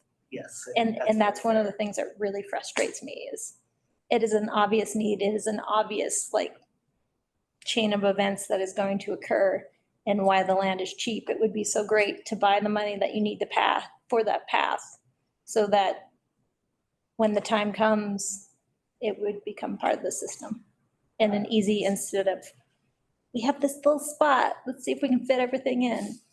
I think that's very fair. And that is something that not just myself, but Omar, other folks, our project leaders, our leadership here in Region 4 is in a very reactive state of, oh no, they are dropping one there. Mm-hmm. It's almost impossible for us to find extra funds. What can we do to bridge that gap? Because we know this happens. This was a huge epidemic during your time here in Bend, but people dying to the north, right? As the, I'm going to use the colloquial name, but dirt world, as that sort of expanded in people were dying a lot more, and we sort of panicked on how do we address this problem, right? So is it an urban growth? Where's the problem being triggered? Because to me, when they say, yeah, go ahead and build out there, that's great. But if you don't have the infrastructure to get there, you shouldn't be building there. You need to have that forethought. So where is the ball being dropped? Because I don't think it's being dropped here. Because you guys are actually being like, oh no, it's coming. Let's stop it, which I personally really appreciate. So where is the ball along the way being dropped to the point where you guys are going to be put into this horrible reactive position? And those people that are starting to live out there are going to be put in a horrible position too. Where is the ball being dropped so that we can fix it before it, and it's not, I understand it's not ODOT, but where is it? Right. No, that's a great question. It's very big. I will say, we're not saying don't build the housing. Especially me personally, I'm all for whatever we can get that's better than encouraging people to live in the forest with nothing, right? Yeah. I'm all for it. It's just, I'm afraid of the other repercussions. I think housing is more important, but these things will happen. Again, my personal take, taking off my ODOT hat, that's not our stance or anything. But where it's getting this, these are very, very wicked problems of so many things, right? And there's so many moving parts, and we're trying to address that housing and doing everything we can just for housing. And that's very important, but we don't have time to wait to figure out everything, all the connections in terms of sewer, transportation, should we use that excuse to say no to that housing and not build transitional housing now? Tough questions, out of my pay grade. I'm on that transportation side, but I do love it and I totally agree. But we got to find ways to do better in that planning. Sure. So I think we need to do a time check here. Thank you. Yeah, so I recommend we take a 10-minute break. Question, Chris, are you gonna stay for the full meeting or do you want to give our brief info for tomorrow before, do you need to head out? Planning on I'm off taking for a out, break. but we can take a break first. That's fine. Cool, hanging out, okay. Or we can do that and then. Yeah, if you'd rather. In a break. Yeah, we can also have you go before we take our break. People are okay. Okay. Yeah. sure, We can do that. This one should be pretty quick. Wanted to give you guys all a brief overview of what we'll be doing the bike ride tomorrow. So hopefully everybody has their own bike. It's in working order. Everybody needs a helmet. The one thing I care about, I'll be wearing, bright yellow vest just because it's easier on bike tours and hopefully it makes people less angry. But yeah, hopefully everybody brings water, sunblock, the important things on your own here. So we'll be starting 9 a.m. just out front here, so that's where we'll meet. I think if you're checking out of your hotel, you're welcome to bring your cars, park them, park and ride lot, anywhere in our lot. Mostly empty around here, so should be fine. Sorry, any other things there? So, some key facts, I think this is about 7 miles. You can add, subtract, we'll ride along, see how it goes based on how those discussions are. For the most part, we're gonna be on ODOT facilities. When we're on there, we'll be on some shared use paths for the most part. We will hop onto the city stretches, so those may be bike lanes. I might choose the sidewalk. It depends on how I'm feeling with this group as we go there. And then, yeah, I mentioned there's a couple red spots on there. These I'm gonna flag as higher stress areas. So the first one right there above Boyd Acres, so below Trader Joe's, kind of in the center. That's where US 20 exits onto, 3rd Street there. Many of you probably drove that. It's a high-speed crossing. There is an RRFB at single lane, so I've heard it's a lot better now in terms of compliance than it was, but we built an RRFB. But for this portion, we're gonna all group up right before and cross as a big group with the RFB, so flagging that one. And then north, that'll be a multi-use path. We'll stop at the transit, home of the future transit center up there at Cooley. So we'll have a little discussion there.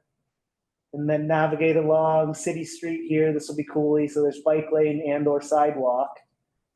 And then we'll swing by Costco. Costco's right over there.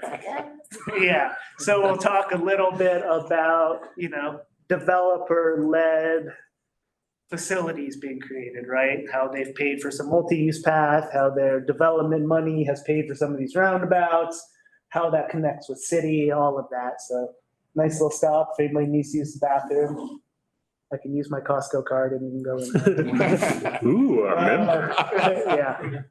And then we're gonna go up the multi-use path a little bit over to the Cooley roundabout. So this is the one I mentioned when talking about dual lane roundabouts. This is a dual lane roundabout.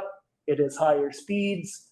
There's an RRFB, but again, same thing. We're gonna group up, cross all at once here. So hopefully it makes it a bit more comfortable, but I will not say it's comfortable at all because I'm sketched out a bit by double lane roundabouts here. I mean, especially the size and speed. So that is the stressful part. We'll regroup. We can talk over here over at Browning about the double lane roundabouts, about those facilities, and a little bit we can also have a conversation around those multi-use trail connections between cities, sort of as these paths point north towards Tumalo and towards Sisters as well. So I wish we had more time and I could show you our cool new undercrossing of the highway in Tumalo, but instead we're gonna turn left and go south on O.B. Riley. This is part of the City of Bend Low Stress Networks. We'll be in a bike lane. It's pretty comfortable. It's a recreational ride. So a little bit higher speed, but cool spot, alternate to the scenic bikeway. And then we'll keep going down south all the way to Sawyer Park, where we'll regroup again. Go in, this will be a longer stretch there. So if anybody needs the bathroom, there's a toilet here. Or if we do, I'd highly recommend we just come back to the ODOT headquarters because the toilet there is gross. But it is there and available, they're porta potties.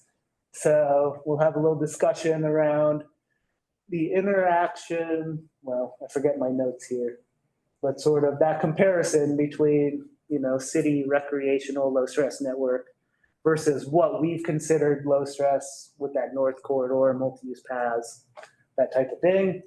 And then we'll keep going south from there. Keep going all the way back onto that sort of weird jog onto US 20. That's that last segment of brief discussion, last segment of low stress network that is on ODOT's highway, like physically there. It's bike lane sidewalk. So how do we approach this in the future? And then we'll keep going to that last star. Keep south side. There we go. Yeah, that star where we've built a sort of multi-use path that ends onto the city network. How do we make that connection? Critical components of where that low stress network overlaps with ODOT. So you'll see it sort of terminates into nothing because the city hasn't figured out what they want on that end, but we're trying to build what we can, chunk it together as we have projects when they have it. So yeah, it's awesome. It's awesome for 300 feet into a shoulder. So that's part of that discussion. And then we will cross back over on the highway, and then we will ride that shared use path that I pointed out earlier in the beginning that runs behind the Coles there. So there'll be a little discussion. It's pretty cool. Problem is we built it in the year 2000. Ian and I have talked about this a bit. We don't have a shared use path inventory. Without that inventory, we don't have a management system.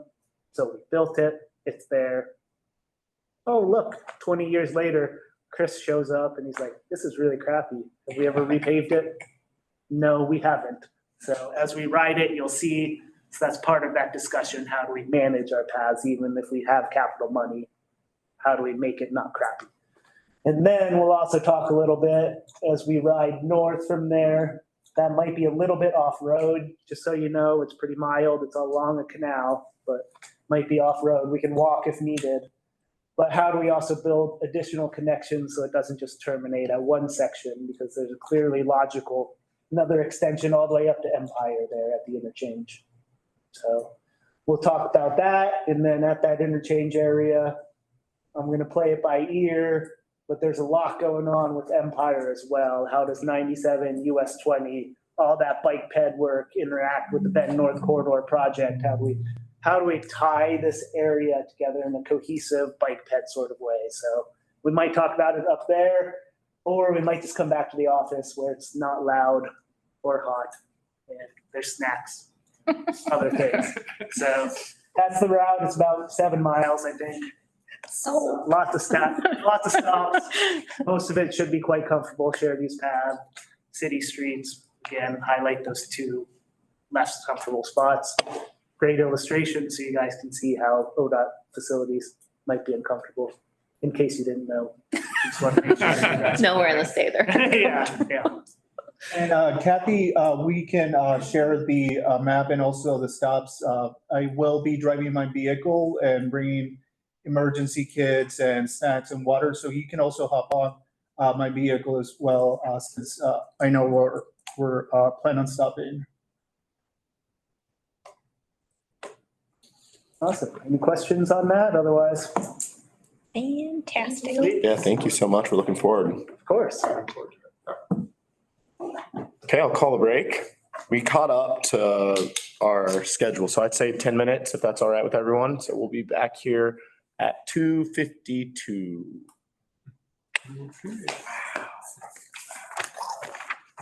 Questions. Nice job, Chris. Go through. That's when the money goes in. and out.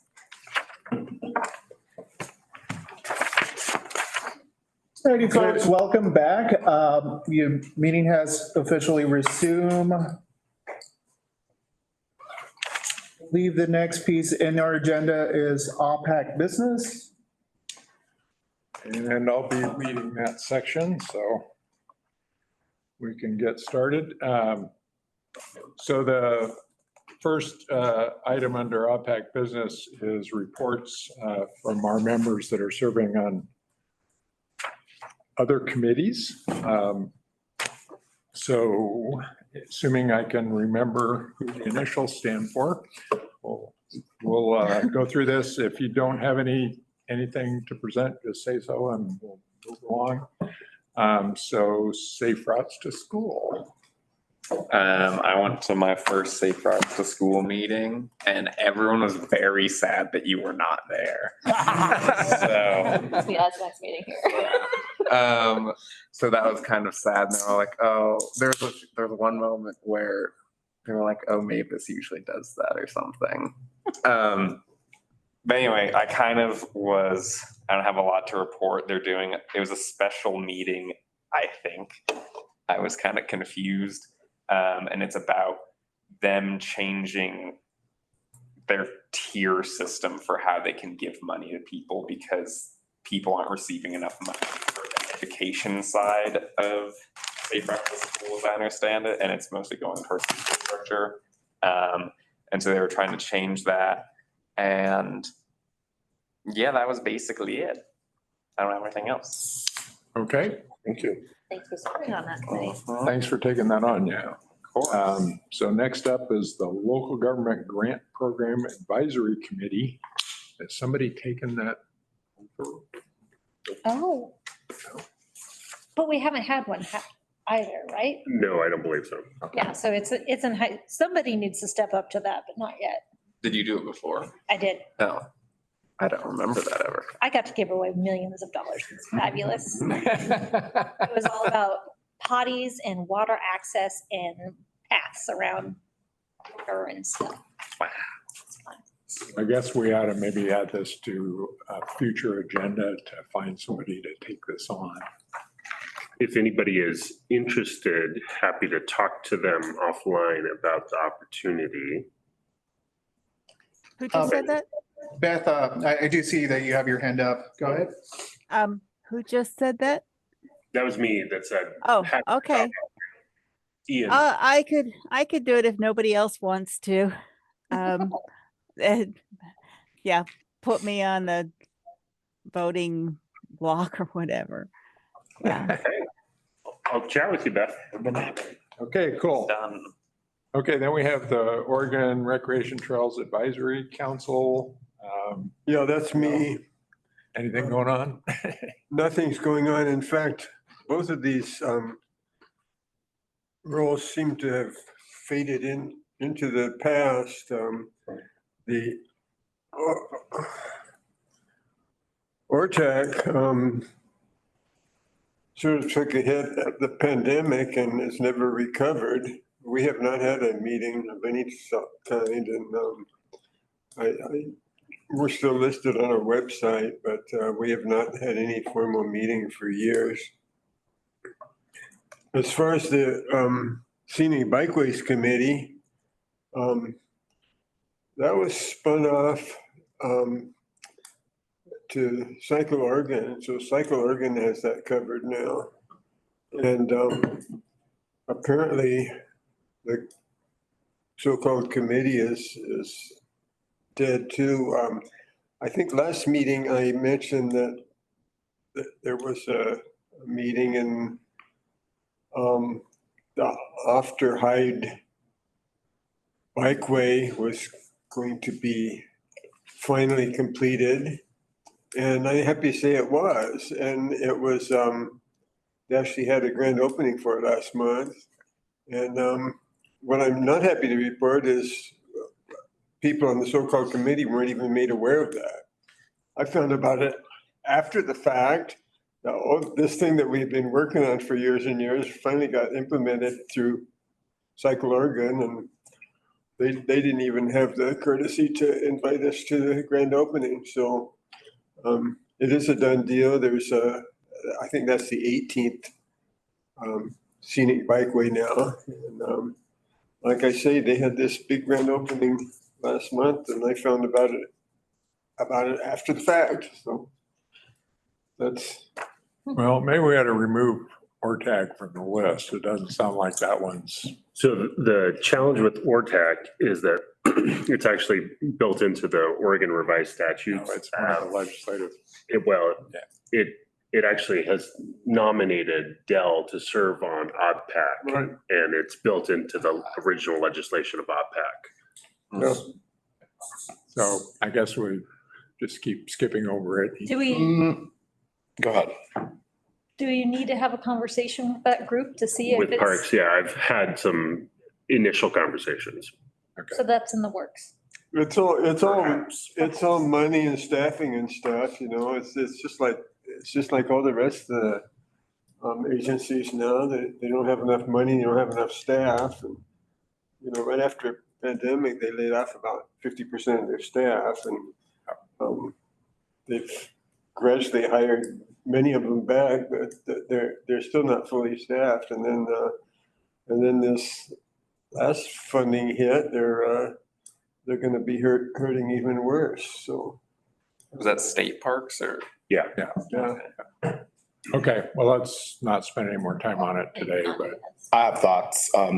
Dell, appreciate you and your service. I think we definitely need to have a conversation about a committee seat that's reserved for a group that's not meeting. That doesn't, in my universe, that doesn't make any sense. So I don't know if that's how we address that is unclear, but I think it needs to be a serious conversation. Yeah. I agree. Do we just want to put that on minutes for next meeting, or do we want to do it right now? I will volunteer to spend a little time on the phone with you, and maybe we can talk through different possibilities. Yeah. Okay. Yeah. Is the scenic bikeway committee that same kind of thing? No, that one is not. Is that one that we should just strike out because it's not a thing anymore, or? So what I have been told is that it is on paper still a thing, but as Del kind of indicated, it's maybe not. It's maybe a Schrodinger's committee. So if you all want to strike it, I'm happy to strike it from future ones. What do you think, Del? Well, like I said, Cycle Oregon took it over, and when they first did, we still had a committee. And then, what's his name?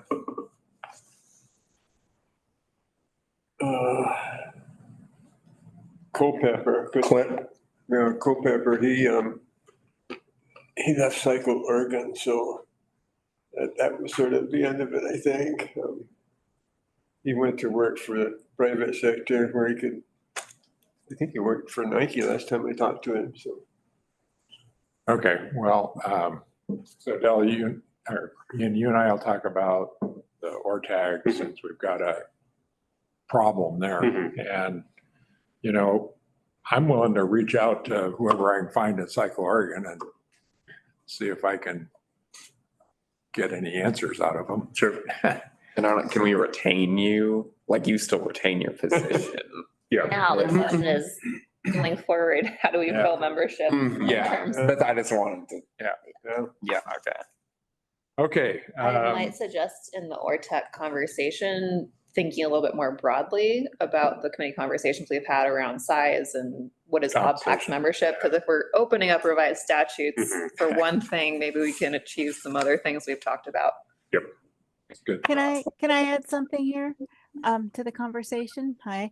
I'm thinking that just in general, I feel OBPAC has gotten away from the recreational part of biking and hiking, and that we are getting on to be on groups like the Universal Accessibility Advisory Committee, more like serving more people on Oregon's roads, and not necessarily for recreational purposes. So I would like you guys to look into that, Ian and Dave, to to both those committees to see, like, get some information from them and see if we want to suggest changes to OBPAC in that direction.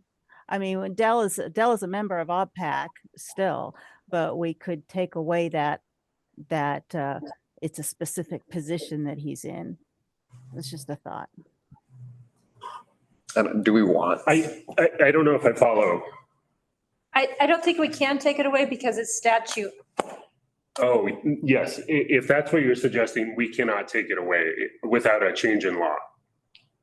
So we can't do it. What would it take? A legislator to? Correct. It would, yeah, majorities in both chambers and a signature from the governor.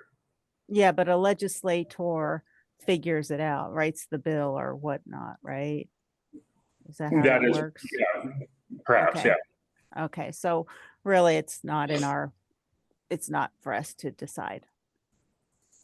Okay. In my personal opinion, we would be better served if that group were to come back online and be a fully functional group, as is with the scenic bikeway. So if we can kick in the right spot and get those two committees back up and running, I think that it would be preferable over losing an OBPAC member. I agree. Right. And Mavis, that isn't what I was suggesting, but yeah, okay, I agree with you. But I think one person could be the liaison to both of those committees. But yeah, it would be great to have them. I think they're going to iron it out, and hopefully next meeting when I'm not here, you guys will have a perfect answer. Okay. I think we can move on here. So the next one is the Universal Accessibility Advisory Committee. Kathy, anything to report there? And she is en route. Let me just double check. She's actually not online. Oh, she's not online right now. She arrives, but she's supposed to be driving, so. Yeah. She should just be listening. We'll get her update tonight. Yeah. Okay. And then finally, the Jurisdictional Transfer Advisory Committee, Emma. We have not met in the last month. Okay. And not much happened in the legislature, so. Okay, then. Next item on our agenda is OBPAC leadership election. So we put out a call for nominations and received 3 in advance. One of those folks that was nominated has not, we've been unable to contact them to determine if they are able to serve. So we are not going to include them today. In the interest of trying to keep things interesting, I think now we'll open it up to in-person nominations. So if anyone would like to nominate someone, they may do so. It has to be someone here who's here today or on the call, because we can't confirm if they're willing to serve. Well, I mean, if you all would like to make someone the chair who may not want to. That's an option. That is an option. So I would like to nominate Kathy. I don't know if you all remember from the last, she was nominated, but I think just because of how fresh she was on the committee, we had taken a step back where I sat in for a year. And so it's been a year. And so I'd like to re-elevate her nomination. And last year she was very excited about the opportunity. She's not here to confirm that in this moment. Trying very hard to be here. Yeah, so assuming she is here later and still interested, that is my nomination. Okay. I think I was one of the people that nominated Dave online. I think if I filled the survey out right, I think you've done a great job.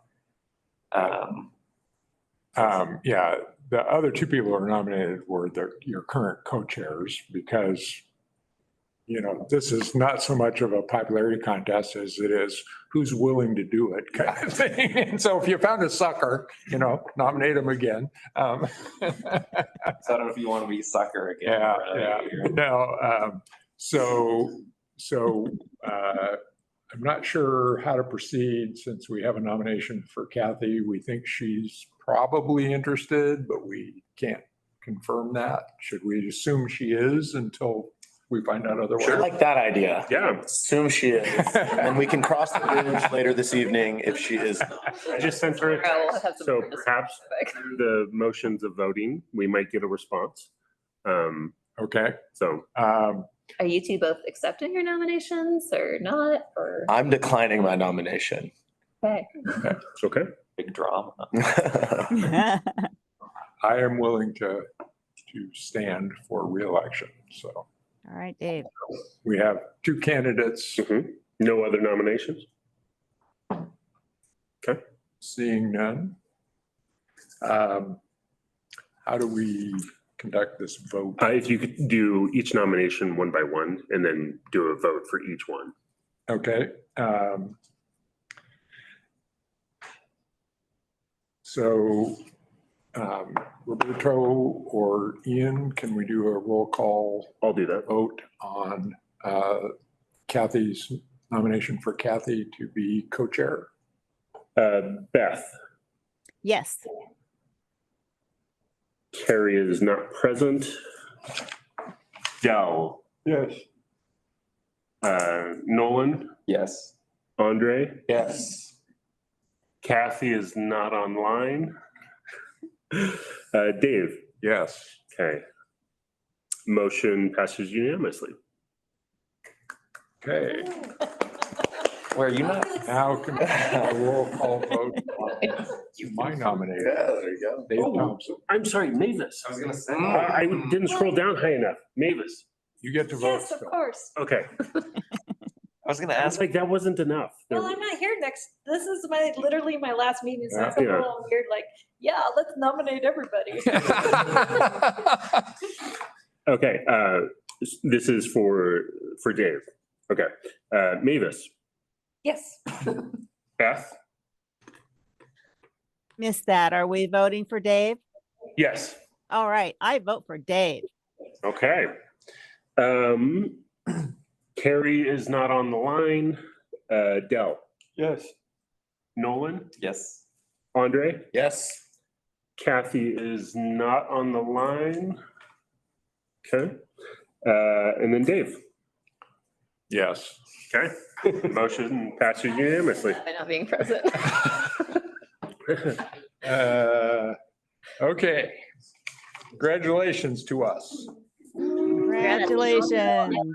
Thank you, Andre, for your service and Yeah, co-chair over the last definitely. year. Yes. But you get to Thank continue. you. this No, I really have enjoyed working with you, Andrea. Pleasure. Now all the power is in Newport. You guys know that, right? Oh, yeah.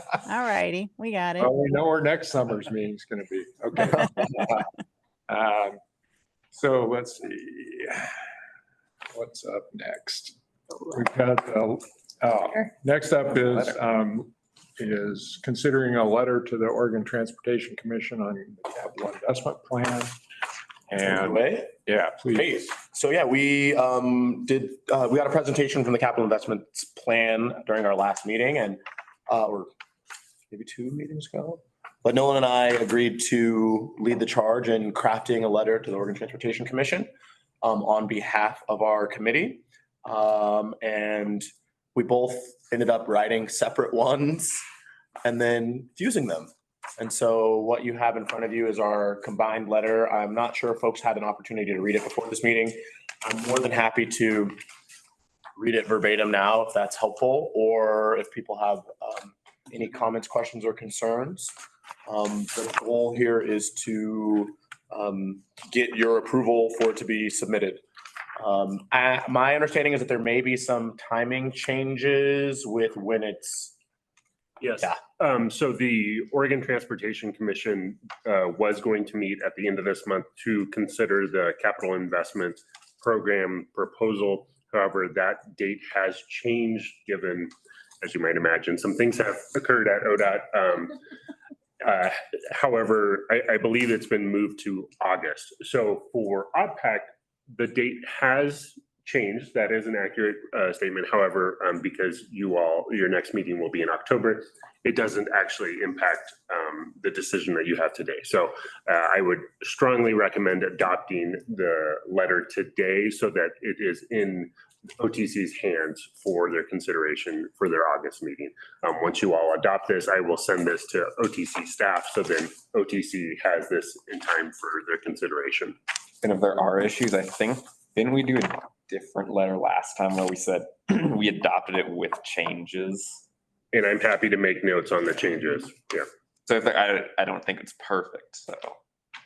And also this was mostly Andre's. His was always Collaborative. Thank you. Yeah. Can you guys address, I saw that Beth had a few little things, she had some questions on, was that addressed? Yes, I think that if this is updated. Thank you for your contribution, Beth, as well. You're welcome. Happy to do it. I couldn't figure out how to comment. I was like, it was great. I like that comment. Take that. I'm kind of the same way. I read it over several times, and to be honest, I didn't see anything that I thought really needed to change. I think you guys did a good job. I read it online too. I think it's great. I think we update the date to today's date and appreciate the specificity of some of the data points you incorporated. So thank you. I would like to make a motion that we accept this letter and go ahead and get it where it needs to be. I will say, okay. Okay, it's Aye. been moved and seconded. Any further discussion? You're seeing none. Okay, now we can vote. Okay. Aye, Aye. Aye.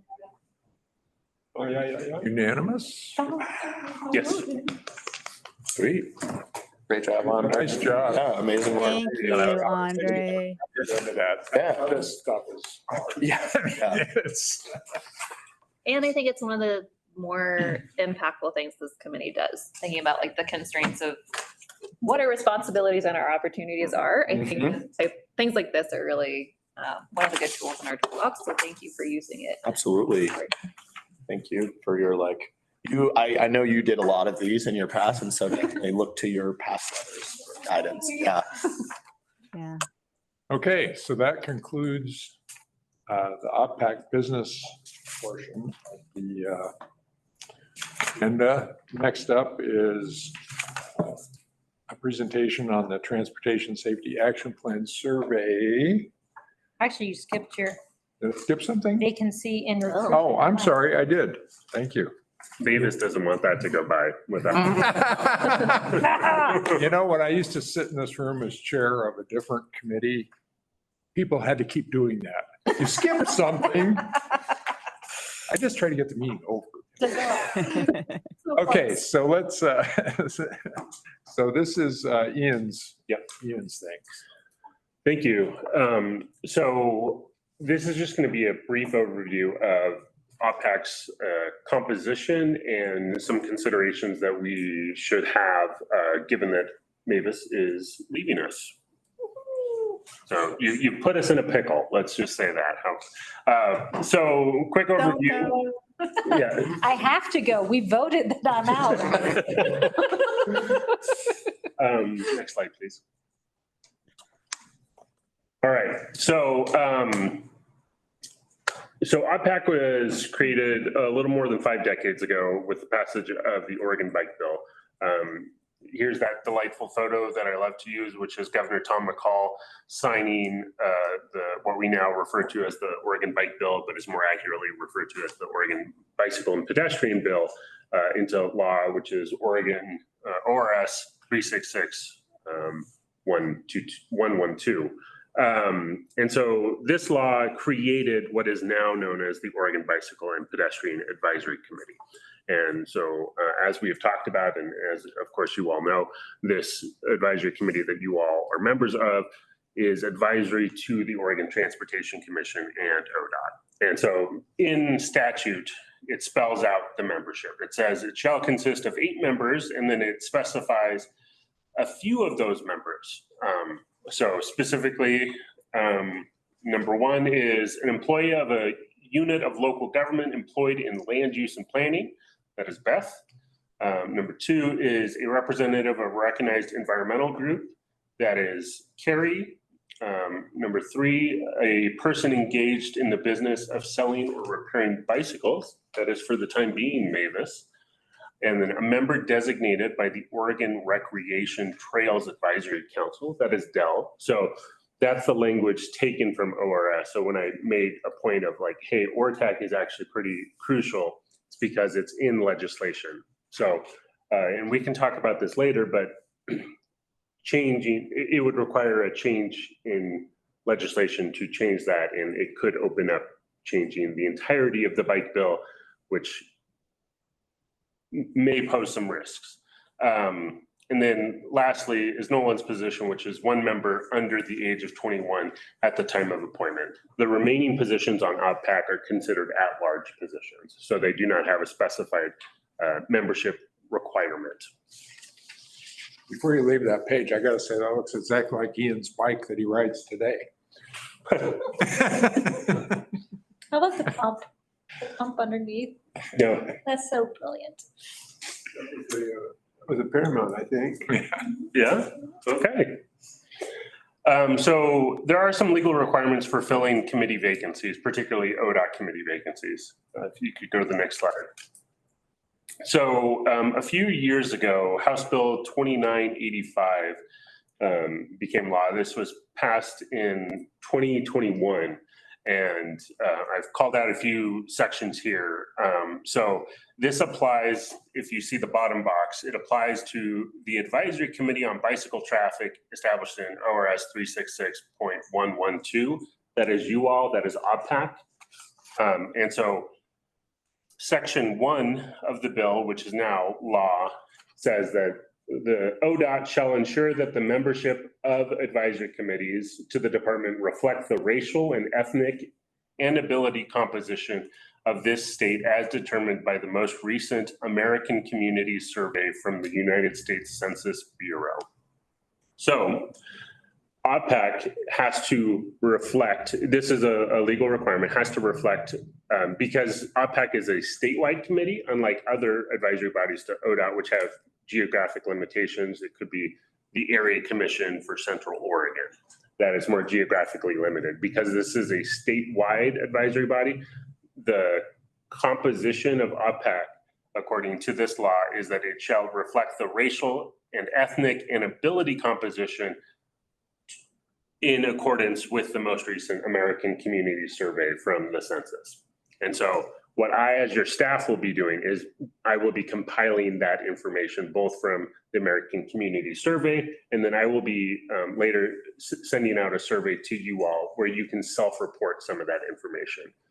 The Office of Equity and Civil Rights has put together some tools for ODOT to use where individuals on advisory committees can self-report that information. So it's how you want to self-report that is the best practice for this kind of information. And so then we can get a sense of how close we are or how far away we are from meeting the legal requirements outlined in House Bill 2985. And I keep on referring to the legal requirements, but there are, of course, this law exists for a reason. And one of the benefits of having a representative government is that it actually represents the people that the government serves. And so this bill, I believe the intent of this was to better approximate that. And so ODOT is working hard to achieve that. And this law is one of those mechanisms by which we work to achieve that. Could you go to the next slide? So just a preview of next steps. I've mentioned a few of them, but so we will be noticing this vacancy. As I mentioned before, this is the vacancy that, as the law says, is for a person engaged in the business of selling or repairing bicycles. So that's, unlike an at-large position, there are fewer people. This is not just any Oregonian who could be eligible for this position. And so I would hope that we could rely on you all. So if you have a favorite bike shop that you go to, maybe one in LeGrand, I don't know. Nobody goes to that one. I hear you're there every day, so too much. So one mechanism that we could, that I hope that we can notice this is by tapping into the existing OBPAC network. You all and your friends, your family know people that do work in this business. And so I would love it if you could notice this. We will be, of course, putting out a formal notice. You can use that language and as you share it out. So we will be noticing this through what we call ODOT Gov Delivery. So that's functionally our email management system. And so once that is noticed out, I imagine that different media organizations like Portland, for example, would pick that up and then spread that wider. And then from there, we anticipate to get applications. In past call for applications, we have gotten upwards of 50 applications because that was an at-large positions. I don't know what to expect for this. People in this business are going to be very busy. And I don't know what their time constraints are. So anyways, I am very much open to your suggestions on how we can best engage with people who work in this field. And so if you have suggestions right now, I'm happy to take notes now. If you want to connect with me offline, happy to take that down as well. I have two things. Yeah. One, I assume you know other bike shop owners. Actually, my bike shop is like I pull from about 4 counties. Oh, well then never mind. So my second thing is, I think because of the legal wording, I don't know if you can do this, but if we got someone that was part of like a bike share company, like either business of selling or repairing bicycles. And I guess because you're selling time of a bicycle. Oh, yeah. So And there's definitely mechanics and all the repairs on the bikes. I think that would count. It's very interesting. Sure. So yeah, I think that would be really good because those are bigger organizations. And I think they probably face the same struggles as a bike shop. So I think that might be good because I think having a connection to a bigger organization might be good. So I don't know if I only know of Peace Health and Bike Town. I don't know if there's any other ones. There are for-profit ones that are run. Bend has a new one, for example. Yeah. I was thinking about, so MADE, the Handmade Bicycle Show, is in Portland, August 22nd, 23rd, 24th. Look at the exhibitors who are specifically Oregon bike builders and reaching out to those folks. I know, like Commotion, Liminal Machine Works. Probably Bike Friday is going to be there again. A lot of the bike building industry, that's where they're all showing up. MADE, yeah. Zidal Yards. If you want to be overwhelmed by awesome bike stuff, go. As a person who'll be riding a Bike Friday tomorrow, I think it'd be great to have somebody from Bike Friday. They're pushing a lot of this. I mean, they're really trying to get people to use bikes for transportation. That's their whole business goal. So Totally. I also think about Burley as well. Yeah. Allison Straub started Free Bikes for Kids Eugene Springfield. I was on the board with her a number of years ago. And she's well networked within the bike industry more broadly. Is Burley still in business? Yeah, I went during Bike Month. I went to a local builders presentation at Shift Community Cycles, our local community cycling center that started up the last few years. And they're facing really big challenges, the larger businesses that are doing overseas sales and having shipments of bikes like on their way to Asia for delivery. And then the prices jump up by 150%.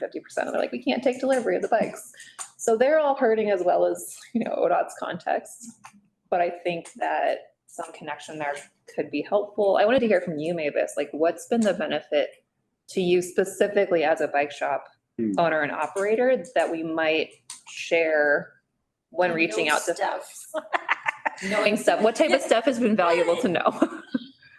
It's more stuff coming down the pike, what's happening, because I talk to tons and tons of people every day. So when they come in and they ask, well, they cut all their maintenance workers, and you can say, well, they cut them, but this is why, and this is what is happening.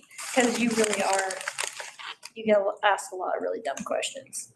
So to be able to give intelligent answers, I like that. Along that same line, I know that Trek, we are a Trek affiliate. We aren't owned by Trek, but Trek went through and they bought Cycle Gallery.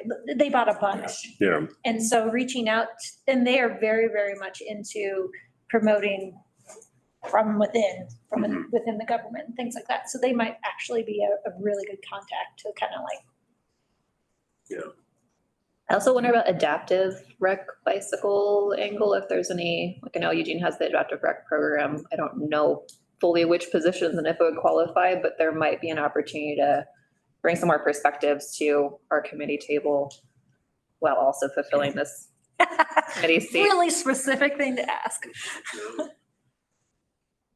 So Mavis, there's a bicycle retailer, I believe it's called Brain. Is there any kind of forum in there for advertising these kind of things? Honestly, I'm out in the middle of nowhere. So like, literally OBPAC is the most contact I have outside of Eastern Oregon. That's why bike and pedestrian stuff is so difficult, in my opinion, is because there is no good solid network. I mean, there's like Street Trust and there's all these other things, and a lot of them are based like in the Portland area, and you don't have those contacts if you're not there. I think there's a frame builders thread that at least has a lot of Oregon activity. Are you familiar with that one, or? No, I'm on the other side of the state. I have contact with no one. My husband's a frame builder. I'll ask him how to spread the word. There's a listserv or a thread or something. So I know we have our next presenter who's ready to go.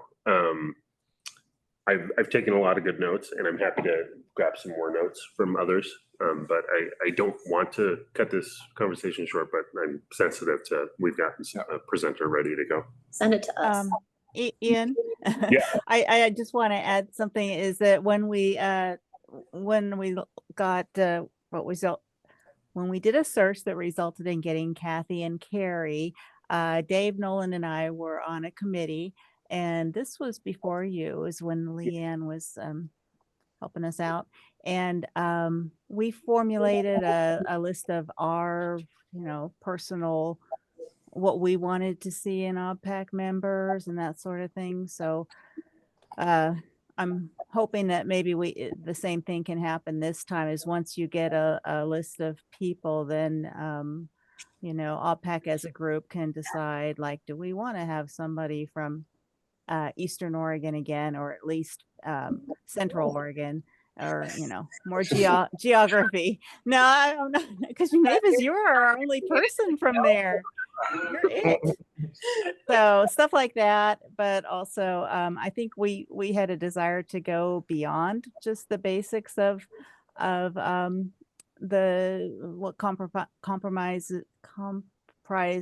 what Oregon is comprised of. The people. And so I'd like to have that once we get get that big net in and get lots of good applicants, then to have a discussion with the bigger OBPAC to just and then also form a committee of 2 or 3 people. So that's all I have to say. Do we want to form, are you going to send stuff out soon? Or yeah, once I get applications, I'll follow up with the committee on, and then engage you all on how you want to do it. If, for example, we only get 5 applicants, maybe it doesn't make sense to do a subcommittee. Yeah. So I'm very curious to see what we get. That sounds good. I would also say try and give it a lot of time. I mean, give them a few months to apply in. Do you have a range in mind, Ian? No, I was not working under any kind of, we have to do it within 6 months, or sorry, 6 weeks. our next meeting is in October. So I guess I should have stated this. So you all are, of course, governor appointed. So you all can make recommendations to the governor's office on, we would like Billy to be the nominee, but ultimately the governor's office can choose whomever they would like to appoint. Right. We know that. Yeah. And so I guess that's the only wrinkle. So we can operate under our own timeline, but somebody else could apply at any point in the governor's office, could conceivably go in and appoint. They're not busy, they'll be. Yeah, they got other stuff to do, huh? I think it's unlikely, but there is a possibility. Do we just want to try and get close applications before the next meeting, so then we can, or depending on maybe you make the call based off of how many people apply? How does 2 months open sound? That sounds good. Okay. Good. Yeah. August. Yeah, and if you could send out October. the official posting once it's done, so that we can kind of share that with people that we're trying to recruit. Do you want to have a pre-made committee ready to assist you getting the applications and everything and getting a selection prior to October? Because that now would be the time to set that up. Yes. So it depends on how you all want to approach it. My hesitancy in calling together a subcommittee is only that, so the benefit of a subcommittee is that you can interview the applicants. My current understanding, and I've done some reading and had some conversations, is that my understanding is that a subcommittee of OBPAC would have to abide by all public meeting law that OBPAC has to abide by, in which case those interviews would need to be public. So if you all are comfortable with that, and if the potential applicants are comfortable with that, let's roll with it. Ian, we didn't do that last time. I know, and I think that very likely was a potential violation of public meeting law. Thanks, Leanne. All we did was present and then OBPAC made the decision. And I'd love to be wrong, to be clear. And so I'm still trying to figure out if I am wrong. I think when we did it, there was this whole rule about the amount of people that come together. Yeah. And we were under that. And that led, and I don't know if it was we were actually made a subcommittee officially, and we just happened to do that on the side and then come back to the committee and say. So anybody that makes a recommendation to a public body is a public body. So if you were to make a recommendation to OBPAC, you are a public body at that point. Okay, it sounds like we are getting in the weeds and we have somebody waiting to present with us. Yes. And that you will let us know what we need to do. Yes. And talk to Leanne, because she's in the show.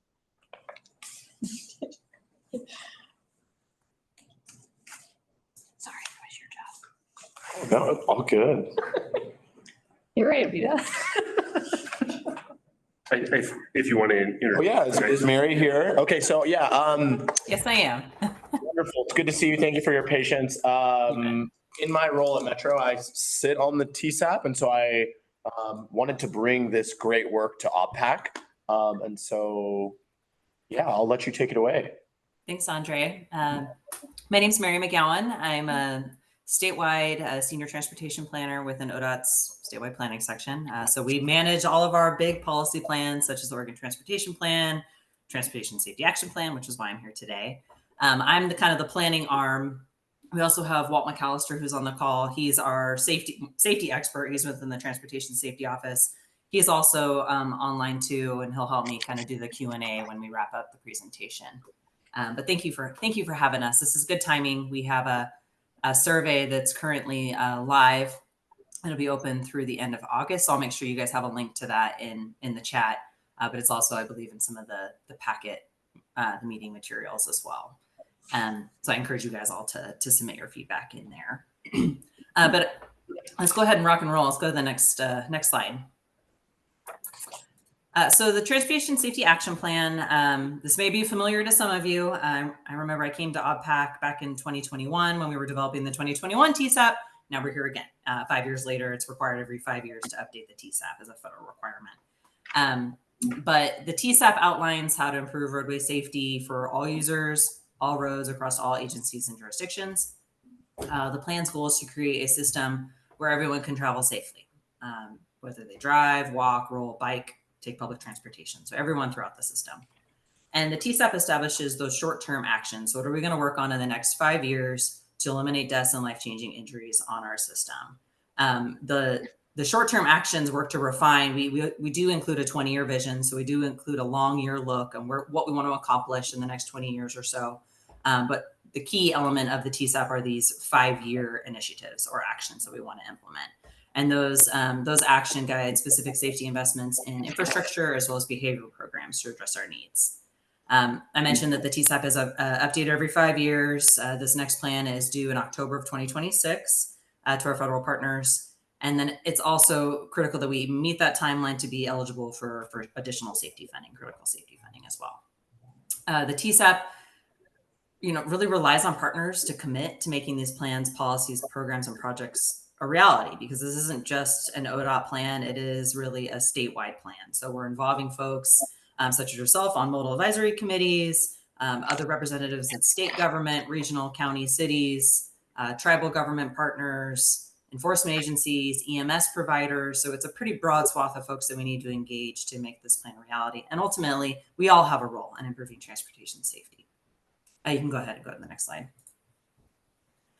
Just wanted to share what we covered in the 2021 TSAP. So you have the vision here on the left-hand side, which was a vision 0 by 2035.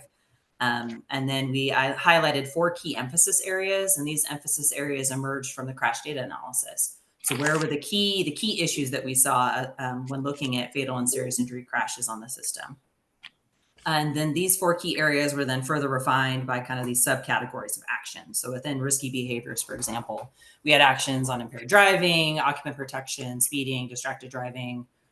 Within infrastructure, we had actions on intersection, roadway departure, vulnerable road users. This is where your kind of stuff falls in terms of bikes and peds, as well as motorcyclists and aging road users, as we're kind of categorized in the vulnerable road user category. And then improve systems. This was more or less kind of a catch-all, or the actions that affected all the other areas. So we got data. How are we using data to inform our decision-making, training, education opportunities, enforcement, EMS, and then also commercial and freight vehicles. So those are the key areas that we looked at in 2021. We'll be updating these and taking another look as we develop the 2026 TSAP. So they may look a little bit different. I can go ahead to the next slide, please. As far as objectives for this next plan update, the first one is conducting a collaborative process, which is one of the reasons why we're here today. We're doing similar presentations to other partners, both internally and externally, about this project. We'll be looking at the safety data. This is a data-driven plan to identify trends and solutions for all public roads and all users, including those vulnerable like bikes and pets. We'll evaluate our progress towards eliminating fatalities and serious injuries. I'll get into some of that in a little bit. The trends are very grim and they're going in the wrong direction, but still taking a pulse on where we are and where we want to be. Then identifying actions based on input both from groups like yourself as well as the data trends. We'll identify those actions that will be implemented over the next 5 years. And then the last one is to look at how we are going to integrate the safe system approach. This is policy direction that was established by the Oregon Transportation Plan that was approved back in 2023. So the TSAP will work to refine how the safe system approach is incorporated. There's a graphic there on the right. There's really the 5 critical elements, the traditional elements. You have safe actions to create safer people, safer vehicles, safer speeds, roads, and then how do we support post-crash care? We're looking as part of this update to also include a 6th spoke on that wheel, which would look at incorporating land use. So how are we designing, building our cities to have a direct impact on improving safety for those using the system? You can go to the next slide. And go ahead and go to the next one. I want to kind of set the stage with some of our planning context. I mentioned the OTP, and so kind of describe how it all fits together. So we have the Oregon Transportation Plan. This is our statewide transportation system plan. It defines long-range policy looking out to the year 2050, and this includes both the movement of people and goods throughout the system. And then the OTP is then refined by both of those sides. You got the modal plans on the left and the topic plans on the right. Some of these plans are required by state and federal rules, such as the TSAP is a federal requirement. And then there are also legal documents in Oregon that are approved by the Oregon Transportation Commission. Just wanted to highlight the ones that are highlighted in yellow are current updates that are taking place right now. So we've got 4 plans that are in process. We have the Oregon Highway Plan, the Rail Plan, the Freight Plan, and then the Safety Plan. So we've got lots of stuff that we're working on within our section to update these to make them current. You can go to the next slide. So I mentioned the OTP. So the OTP established a safety goal, and that's what's written there on the left, which is really a vision 0. You know, we envision safe travel for all people, regardless of their age, ability, race, income, and mode of transportation. So everyone can get to where they need to go safely. And then the OTP establishes those 3 objectives in the bullets. The TSAP will be unique in that we are not recreating the goal. We're going to take what's from the OTP and develop a TSAP that will help us get there. The actions that we will identify in the TSAP update will add a little bit more specificity to the objectives that are outlined in the OTP. So in essence, we'll use the OTP as sort of this North Star, and then the TSAP will articulate how we get there regarding topics that maybe are not addressed or maybe are not specific enough. So for example, if we need to articulate specific needs related to vulnerable users or infrastructure design, risky behavior or enforcement needs, things that the OTP just doesn't get into that level of detail because it's really covering everything related to transportation. That's what the TSAP will work to refine. I mentioned the objectives, those 3 bullets.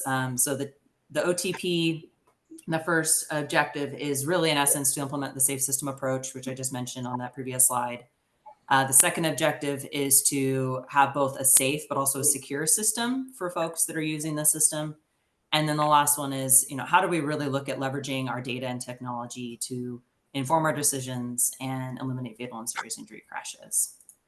So those are the OTP goal and then the objectives. And so the TSAP will work to, again, add more detail to those. You can go to the next slide. Now that we are several months into the update of the TSAP, we kicked off in February. We have a preliminary crash data analysis conducted. Again, it's very draft, but I felt since we were coming to you now, it was a great time to kind of start to share some of what we're seeing in the data. You can go to the next slide.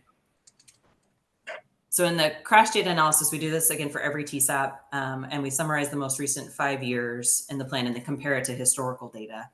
So for the 2026 TSAP, we're looking at the data years of 2019 through 2023, and we'll compare that to 2014 through 2018, which was the data set that was used for the 2021 TSAP. And then we'll note those changes that have taken place over time. And then again, this is a statewide focus, so we don't get into location specifics. And also just to add, you know, our actions that we'll eventually get to don't get to location specific either as well. It doesn't get to X, Y, Z intersection. Just keep that in mind. All right, you can go to the next slide. So this is a high-level review of some of the fatal and serious injury crash trends that we're seeing when looking at the data back to 2014. We are witnessing a very significant spike in serious injuries. That's the gray bar that's hitting 3,700 serious injuries. And these serious injuries are debilitating injuries. They inflict hardship on families, both emotional and financial. They're not something that should be overlooked or taken lightly. And looking at the last few years, we are reflecting a very slight decrease in fatal crashes statewide, and this is statewide on all roads. This is down about 3% between 2022 and 2023. And then this trend is looking to be continuing to 2024 based on preliminary data. So that's good, but we're still overall much higher in terms of fatalities and serious injuries now than we were several decades ago. So we are making a little bit of progress in the fatalities. However, serious injuries are extremely high.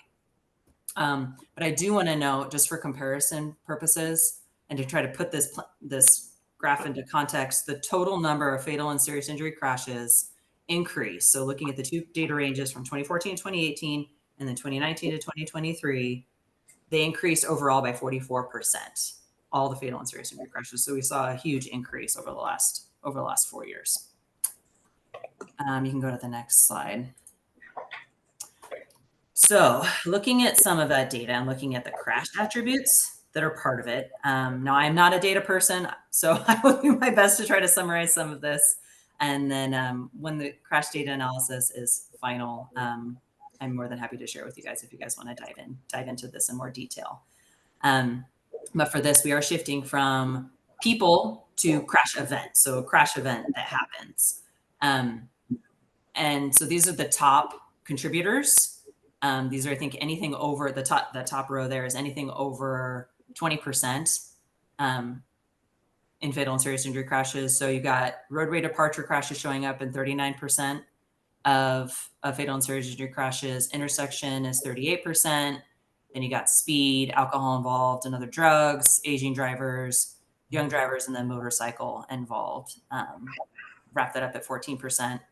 And then I just wanted to highlight specifically for this group what we saw for bikes and peds. We saw 8.6%. So of all the crashes, pedestrians involved, that came to about 8.6%, and bicyclists were about 2.8%. And when looking at the proportion, they actually show that they've gone down when comparing the two data ranges. So comparing the previous data range to the current data range, those both decreased slightly. But then I want to contrast that with something else we're seeing and look at the percent increase. Again, noting we saw a 44% overall increase in all fatal and serious injury crashes. So we saw lots of increases across the board. You can go to the next slide. Sorry, I was getting ahead of myself. So distracted drivers, when looking at, again, the two data ranges, we saw over 116% increase in fatal and serious injury crashes involving distracted drivers. We saw an increase of 68% involving unrestrained occupants, 54% aging drivers, and so on and so on. I wanted to flag that we saw an increase of pedestrian-involved fatal and serious injury crashes of increase of 26% and an increase of 14% involving bicyclists. And I'm sure you guys have lots of questions to ask on that stuff, and we'll circle back at the very end if you do. You can go to the next slide, though. I guess let's just open it up for discussion. I know your guys' purview, and you can go to the next slide as well, since there's some questions on there. And I see Beth has her hand up. Go ahead, Beth, if you have a comment or question. Here's just some prompting stuff if you guys want to dive into this, but more than happy to open it up. All right. 2 slides back. I really don't like that statistic saying that 8.6% down on pedestrian and 2.8% lower on bikes. Well, it's down actually 1.2 when comparing the two data ranges, so 2014 to 2018, and then so on.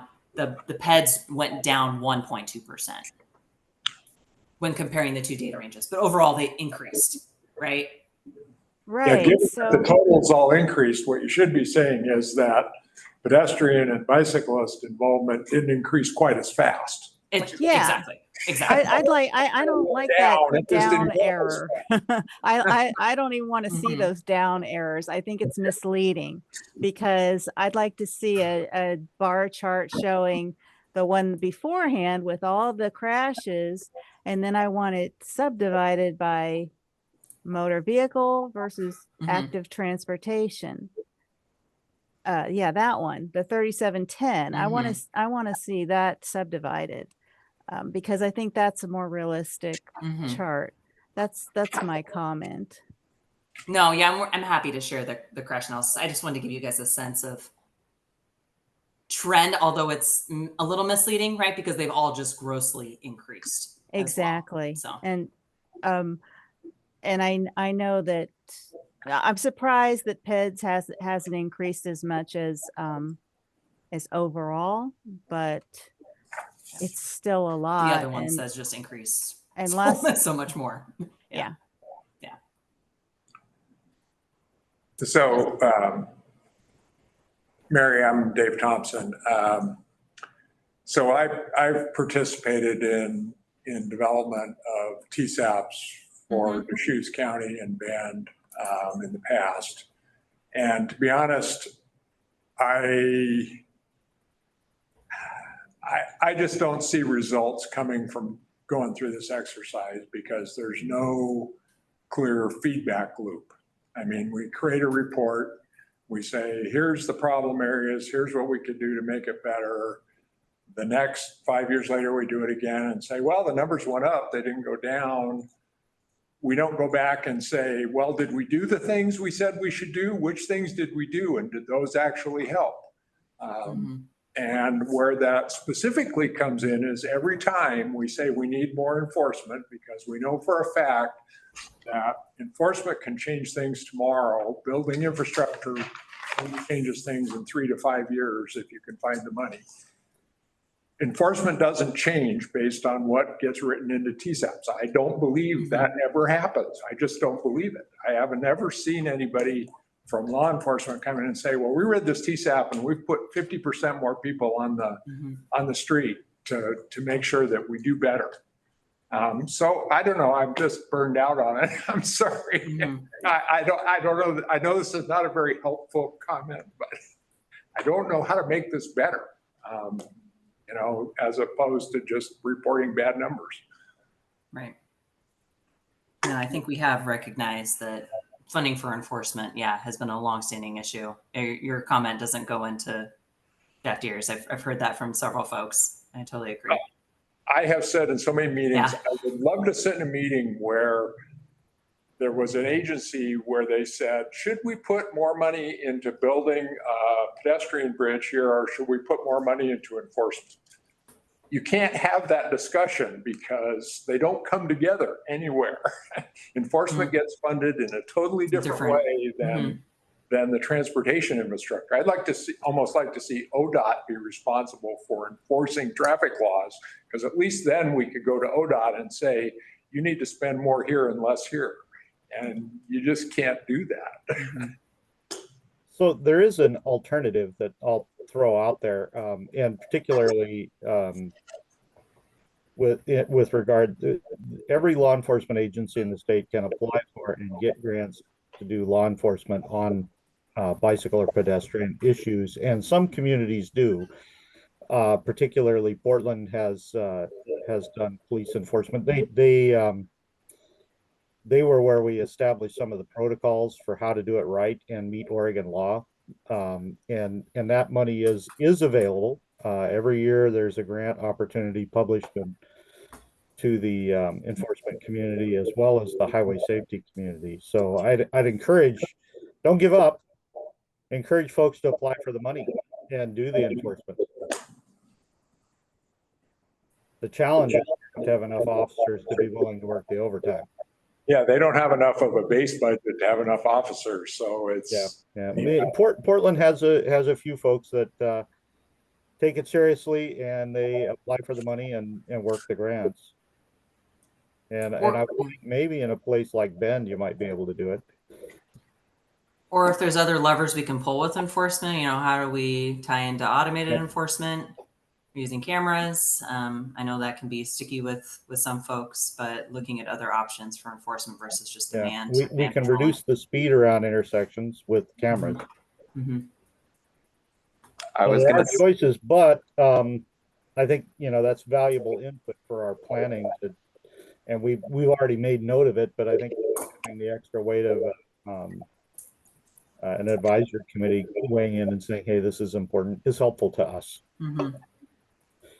So I also participated in an adventure like this, and I went to a meeting where there are a lot of law enforcement and paramedics around, and it was very dismaying to me as a bike shop owner and as an individual who likes to bike, because they basically saw me as chopped meat. They're like, you're not dead yet, but you're going to get hit and we're going to be scooping you up. Like, they had no respect because they had seen so many incidents where the pedestrians and the bikes, they are they're not living anymore, and they don't want to be putting themselves in, there's no respect there because they have just seen it over and over and over again, that they're not even interested in really having a conversation with you, because they figure that they're going to be scooping you up off of the street at some point. Like, it is that bad when you go into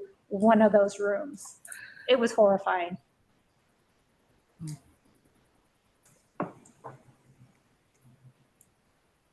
So one of the things that, it's kind of further discussion along, we're looking for how do we transform what we do in Oregon to move these numbers. And, if that's the challenge, if it's basically how people perceive safety, then we need to figure out what the transformative move is so we can make a difference.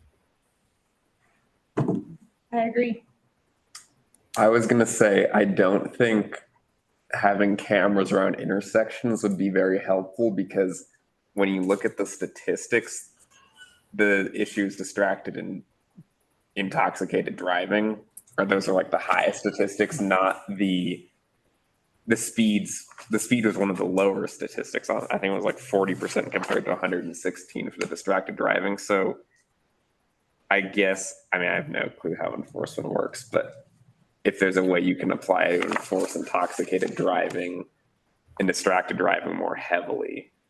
Well, and that's for that increase of 116%. We're trying to figure out too if there's anything behind that huge increase. Was there a change in training, education that would have caused some sort of spike or awareness or attention to that reporting that may have caused that to increase as well? So there's still more to be looked at in the data to understand why some of those increases happen. Yeah, no, I don't. Yeah, I definitely think there's more to look at. But I guess that's what I was going to say, is that it seems like the issue is people's behavior, not the design of the road or the infrastructure based off of what's there. So I feel, I think I brought this up in the past, but I don't think speed, I feel like speed is involved in all of these. And so just for it to say 49, like, people are dying because they're getting hit at speeds that kill them. So if speed is reduced, like, inherently fatalities and serious injuries will go down. And so I think, yes, distracted driving, yes, aging drivers, right? Yes, impairment, but like, speed is a part of all of those. So. And I imagine that the speed data is just reporting when an officer says speed was involved because it was higher than the posted speed limit on that specific facility, not the physics of there's a collision and at 35 miles an hour, you're going to kill a pedestrian. Exactly. So. Go ahead, Beth. I've noticed, or I've read that it's the vehicles that are higher, they're more like a wall that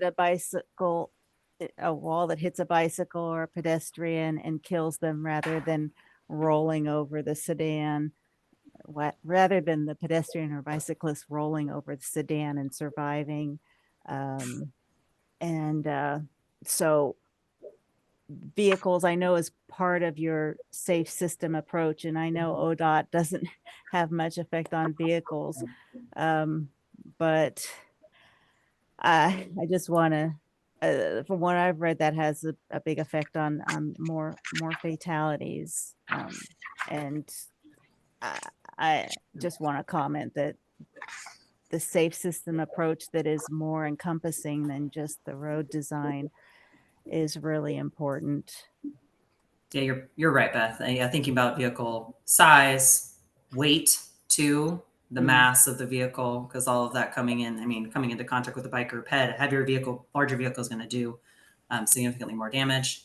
But yeah, you're correct in saying that we have to think of what levers we have authority to pull in relation to the safe vehicles. Maybe it's some sort of additional fee that we charge on vehicles over a certain size or weight or something when it comes to registration. So yeah, we'll need to look at things that we have authority to implement, both at the statewide level, but also the local city and county level as well. Insurance that they have to carry. Yeah. for Yeah. the people they kill. I have a question as well. If you go back, I think it was the third slide, when you mention safe and secure system, what does that mean, secure? So that's thinking about, that was direction from the OTP and one of the objectives. So thinking about folks that are using public transit. So they're at a public transit stop or in a multi-use path, making sure there's adequate lighting, visibility, thinking about things that would improve not just perception of safety and security, but actual real security of feeling, keeping themselves from being harmed. Yeah. All right, great, thank you. And the TSEP hasn't typically touched on that. So we're still grappling with how we might do that. I mean, our charge is primarily looking at the data, and security doesn't come out in crash data in fatal and serious injuries. It's different. So we'll be talking about as a project team how we want to try to tackle that part. A couple questions. Hi, Mary. Emma here. Hi, Emma. One question I'm wondering, an update, is there any more work being done on the utilization rate? I'm thinking specifically for ped bike and motorcycle crashes. There's no, like the data that you presented, I don't have anything around miles traveled for the different roads. How much usage there is statewide? Yeah, we're working, we actually just had a conversation about this with Josh Roll and Alex Bentonardi. So Josh is with our research unit, Alex Bentonardi is with our transportation planning and analysis unit. But they're doing a research project to look at the statewide travel survey data, which they think they can glean some of the information in terms of bike miles traveled and walk miles traveled, and try to put some of that risk or exposure data in there to supplement the crash data. Because you're right, the crash data doesn't have all of that in it. So it's a big gap. So they're working on summarizing the survey data here in the next couple months or so. It'll come probably in the form of a tech memo to support some of our work. Well, thank you. And I think historically in the last TSAP update, the PED crashes in particular had already skyrocketed. So for me, I'm like, oh, it's plateauing at the extreme increase we saw last cycle. So it's not exactly low or down much, like 1% down is nothing. The problem is still huge. It's relative to the pie growing, the pie has grown more. Yes. Yeah. Got a big problem. That's clear. And then I have referenced the pedestrian injury and social equity in Oregon. I think it's a memo or analysis report that Josh sent to you back in 2021. And that painted a very clear picture about the inequities in pedestrian fatalities and injuries in Oregon. I'm curious if there's any additional analysis being done with more recent data about how, like, not all crashes are equal, unfortunately. And I think that sometimes, to Mavis's point of like, how is our society responding to people of different demographic and socioeconomic means? How are we responding, and are we valuing lives equally? And are we like trying to do the safety improvement work in a way that's where it's most needed, or where healthier, well-off people are living? No, that's a good point. Yeah, I recall the memo that Josh put together for that. And as part of so the OTP was approved. So again, the TSAP will refine some of the OTP direction. The OTP sets the case for 3 lenses on all decision-making. It sets the case for looking at climate, looking at safety, and looking at equity. And when you make those decisions and there's any conflict, that safety takes precedent. So that's some of the policy direction that the OTP reinforces. So I think in the TSAP, we do have to make another lens. Hasn't been included in any of our preliminary analysis yet. So I think that's something we'll need to refine, especially as we start looking at the vulnerable road user assessment.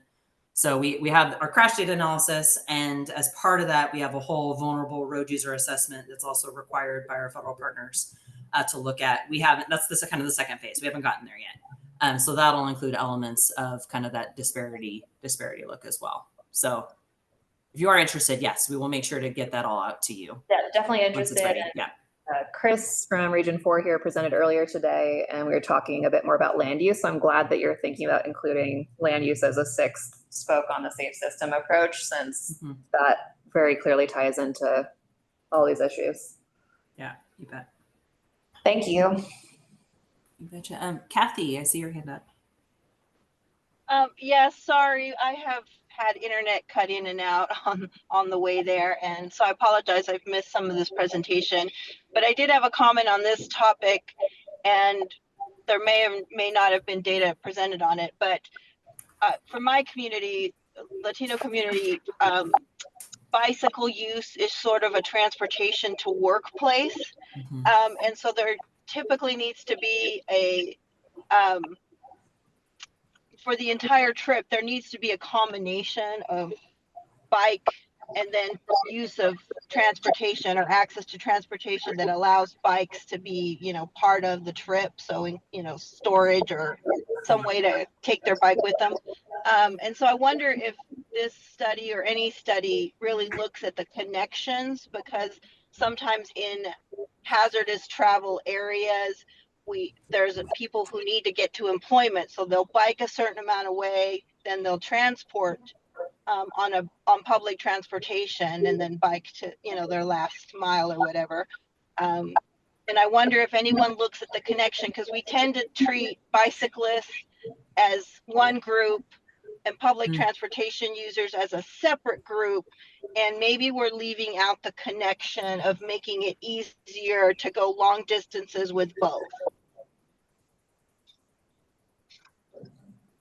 So I don't know that there's a question in that, but I'm wondering if there's been a study, or if anyone can consider making that like workforce transportation accessible to somebody who needs to do both things. I know that work was done at the local level, for example, in Hillsborough and Portland, but perhaps we need to speak a little bit to it in the statewide plan as well. So that's a good comment. Thank you. Kathy, if you don't mind me asking, if I didn't just lose her, what you said the groups you represent, are you with a specific organization, or are you a? No, I tend to, I'm not a cyclist, so I tend to be a user of public transportation, and I'm a pedestrian, but also in Newport, there's a large, parking has been an issue, and there's a large community of bayfront workers who work in the fisheries industry who now are, having to walk into work, and then trying to figure out their parking situation where, it's become a burden to them to have to access their workplace. And so I've just noticed that they're biking to a certain area and then jumping on transportation, and then there's not room for all of their bikes, or they're just now being forced really to walk. They're walking longer distances because parking is, costly to them at these low wage jobs, and then biking isn't always an option because the transportation bus option only has room for 2 bikes. Say you've got a workforce of 10 folks going to the fisheries. No, that makes sense. Thank you for clarifying. Yeah. And that would be a good security entry, Mary. I'm thinking, since we're looking for how to slide that into that conversation. Bicycle lockers, quality bicycle racks make it a lot easier to bicycle, and it provides security to the participants. So I'm gonna, go ahead. I was just gonna ask if there's any other questions. I have just like 2 more slides, I think, just to highlight timeline and where we are and just a few key resources, but otherwise. You can go ahead and go to the next slide. And actually, I'm gonna copy the survey link in the chat really quick too. And you can go to the next slide.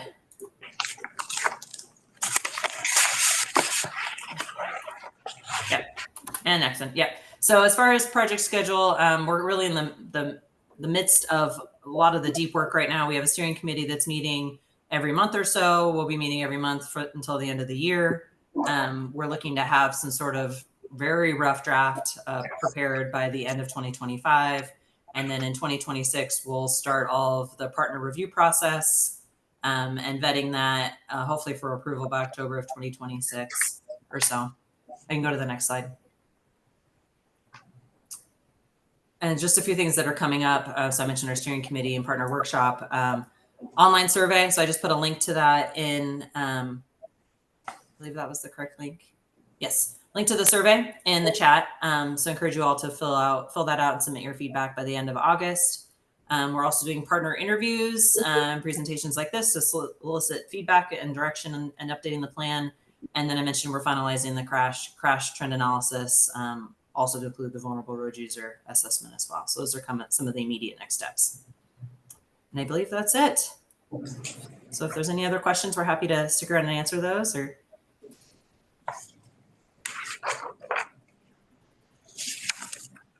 it's great. Is there anything that we could do that would be beneficial to your guys' goal?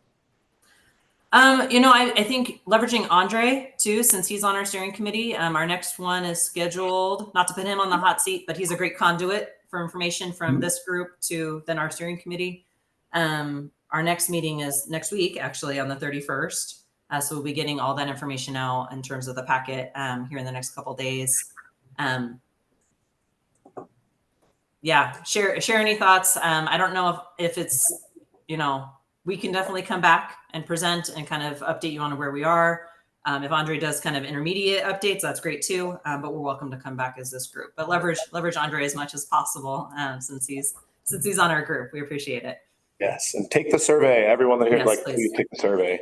Yeah, definitely. Roberto, So can you I put would this- encourage everybody, no matter how, if you've got an idea, send it in. There's no such thing as a bad idea. It just may be not its time yet. Examples of that, we've been working on 0.04 for blood alcohol, which would improve safety for every user, but the legislature's not quite there yet. So there may be some idea that'll come out of discussions, over dinner or whatever with this group, and bring them on. We're interested. Thank you. Thank you all. Appreciate it. so much. Walter, do we send our ideas to you? You can send them to Mary or I. You can submit them through Andre, or we've got a special dedicated email box, safety@odot.oregon.gov, and you I'll can. put it in the chat if I can. There we type. go. Yeah. That way we don't lose track of it. Yep. Thank And you. we'd love to hear it. I had one idea that came in was elevated bikeways, and at first I went, no way, we can't afford that. But there may be situations where that would make sense. I got that email too. I remember that presentation. Yeah. And at first blush, it's like, well, we can't afford that, but maybe we can figure out a way to afford it. I don't know if it work, but I don't want to dismiss it out of hand because it's not a bad idea if money weren't an object. And physical, how do you actually get to be physical? All right. Well, thank you all. Appreciate it. Yeah, thank you so much. Thank you, Mary and Walter. Okay, That's a fun part. next up on our agenda today I'm gonna die. is we're gonna recognize somebody here for a lot of service who says they're leaving. Now, we're not sure we can let her get away with that. I mean, I looked up on the Yeah. committee membership website. It says 12/31 of 2025. Are you cutting out 6 months early? I don't think so. I was given a date and I said, I am already recognize you, and I just want to ask the question. no, I was told that and I was like, okay, good. Who told you? It wasn't us. I don't know. You said that you wanted to be done when your daughter graduated. No, I said, my term is up. When is my term up? And you guys said, and so I said, okay. Oh, I mean, if you're willing to stay on until December. Well, we do the recruitment and then there's a nice transition. Yes. I can do that. I would still like to recognize me at this because Yes. in-person meetings are the time to do this. I just came to say goodbye to you, man. What are you wasting 3 hours? So shall I? Yes. Okay, take I've it been away. asked to say a few words. Had the pleasure of recognizing your service on the committee. And it is totally an honor because, Mavis, you have brought a very unique, bold leadership to OBPAC, which has accelerated us forward and has helped be the compass at times. You're like, hello, this is the problem. Let's go address it over there. And so I just really appreciate all that you've raised through questions. I will forever remember the meeting when you had gone to your first MAC stakeholder forum meeting, you came back to this committee and said, whoa, let me tell you what's happening over there. And I think this is important. Let's go spend a few years of our time trying to address change and do good, where you saw that the power lay and said, hey, this is what OBPAC is doing over here, but this is where the decisions are being made on policy and design and things that are making the difference of whether people are biking and are feeling comfortable or are not here anymore. So thank you for all those contributions. You've also served on the Safe Routes Advisory Committee for many years, representing OBPAC, 2 terms of service here, including our time as co-chair. So we got to have extra fun meetings offline and prep for the full committee meetings. I appreciate as well throughout, I mean, we've lived through pandemic, we've lived through economic hardships, and having you here representing people who are owning, running, and facing all those challenges as bike shop owners has been really helpful, because occasionally we'll say, hey, what's going on in your world? Given that it's a different type of impact than someone who's representing local government or some of the other perspectives that are specifically called out in our committee membership. So thanks for bringing who you are and what you do to this table. And many Oregon community paths funding cycles, Safe Routes to School funding cycles. You have allocated millions and millions of dollars to getting a lot of good things to happen across our entire state. And bringing in the Region 5 perspective, which when you said no earlier, I was like, I know you want your area to be represented. I do, but there's just not a whole lot of people out there. It's true. And there are very real impacts when you've flown into a meeting and talked about the flooding happening and the response to that and the maintenance concerns that those of us living in the Willamette Valley may not be as in tune with until you show up and say, hey, this is the reality we're living through. This is what's going on in our part of the state. And so I really valued those contributions as well. And last but not least, the local government grant program, another space that you served on an advisory committee in relation to OBPAC and did a lot of good in that space with grant allocations also. So thank you for your service. We have a little card for you. Oh, fantastic. And the official presented to Mavis Hart's Certificate of Appreciation. ODOT Public Transportation Division values your commitment to Safe Routes to School and the Oregon Bike Ped Advisory Committee, enhancing safety for walking, biking, and rolling in Oregon. Signed by Suzanne Carlson and Andrea German. And if anyone else wants to say anything or applaud.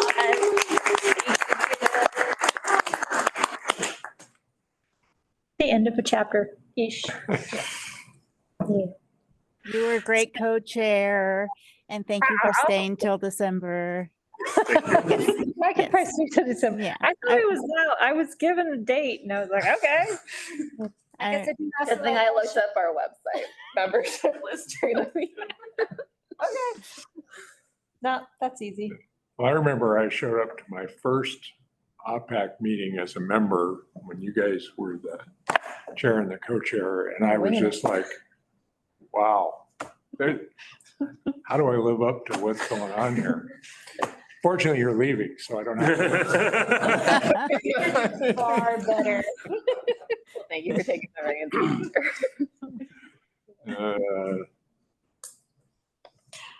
It's been a wild one. It's been great. Now you guys have to ask all the fun questions. Yeah. So how'd you get Tough roped one. into this initially? Oh, yeah. Initially? Showed up to a meeting and you asked some questions and then you got roped in. It's even more roundabout Got than that. delivery So, hit your inbox? no, so my father, so it's a family business. My father was on NEAC, which is the Northeastern. Yeah. And then we bought him out and he's like, he decided to do his little rail carts. And so he was too busy to do it. And he's like, do this. And I was like, all right. So I trotted down the ODOT and I was like, you need somebody, right? And they're like, yeah. So I was on the NEAC, and then when a position for OBPAC. Oh, and along the way, there was a bike path that got funded in LeGrand. And it was funded, it was ready to go. And then the neighboring city, Allen City, turned it down. after like 2 years of hard, like, get to the bike path. And I was so pissed off. I said, okay, I'm gonna go do things at the state level. So here I am, Okay. doing things at the state level so that people that are giving misinformation cannot have the power to stop something as awesome as a bike shop and a bike path. Great. That's how I got here. I got mad. Let's Yeah. recruit some more. Ample opportunity for that. There you go. What year did you start? Remember? I don't know. Like 17, 18. This is supposed to be 8 years, so. Yeah. I think it was 8 years 17. ago. It's been a bit, it's been great because as I said earlier, you know, I live in Eastern Oregon where there's a totally different vibe, and I come over here and I talk to people that bike around as a livelihood and just like, it's really, you go back invigorated where you're like, yeah, we can do this. We can have a bikeable city. Yeah, because. And you got that note, bike shop owners can come here to be invigorated. Yeah. That's a good tagline. Yeah, anyway. We still got time to make the term 3 years. We got. We voted on it because, Yeah, we had a whole- we were upset with the MAC having lifetime. Yeah, no, I think terms are great. 8 years is. It's a long time. It's a long time. It's a long time. Yeah. And because it's a governor appointed, the governor's office has historically limited people to just two terms. We should make the MAC governor appointed. Term limits. Are we still being recorded? Yes.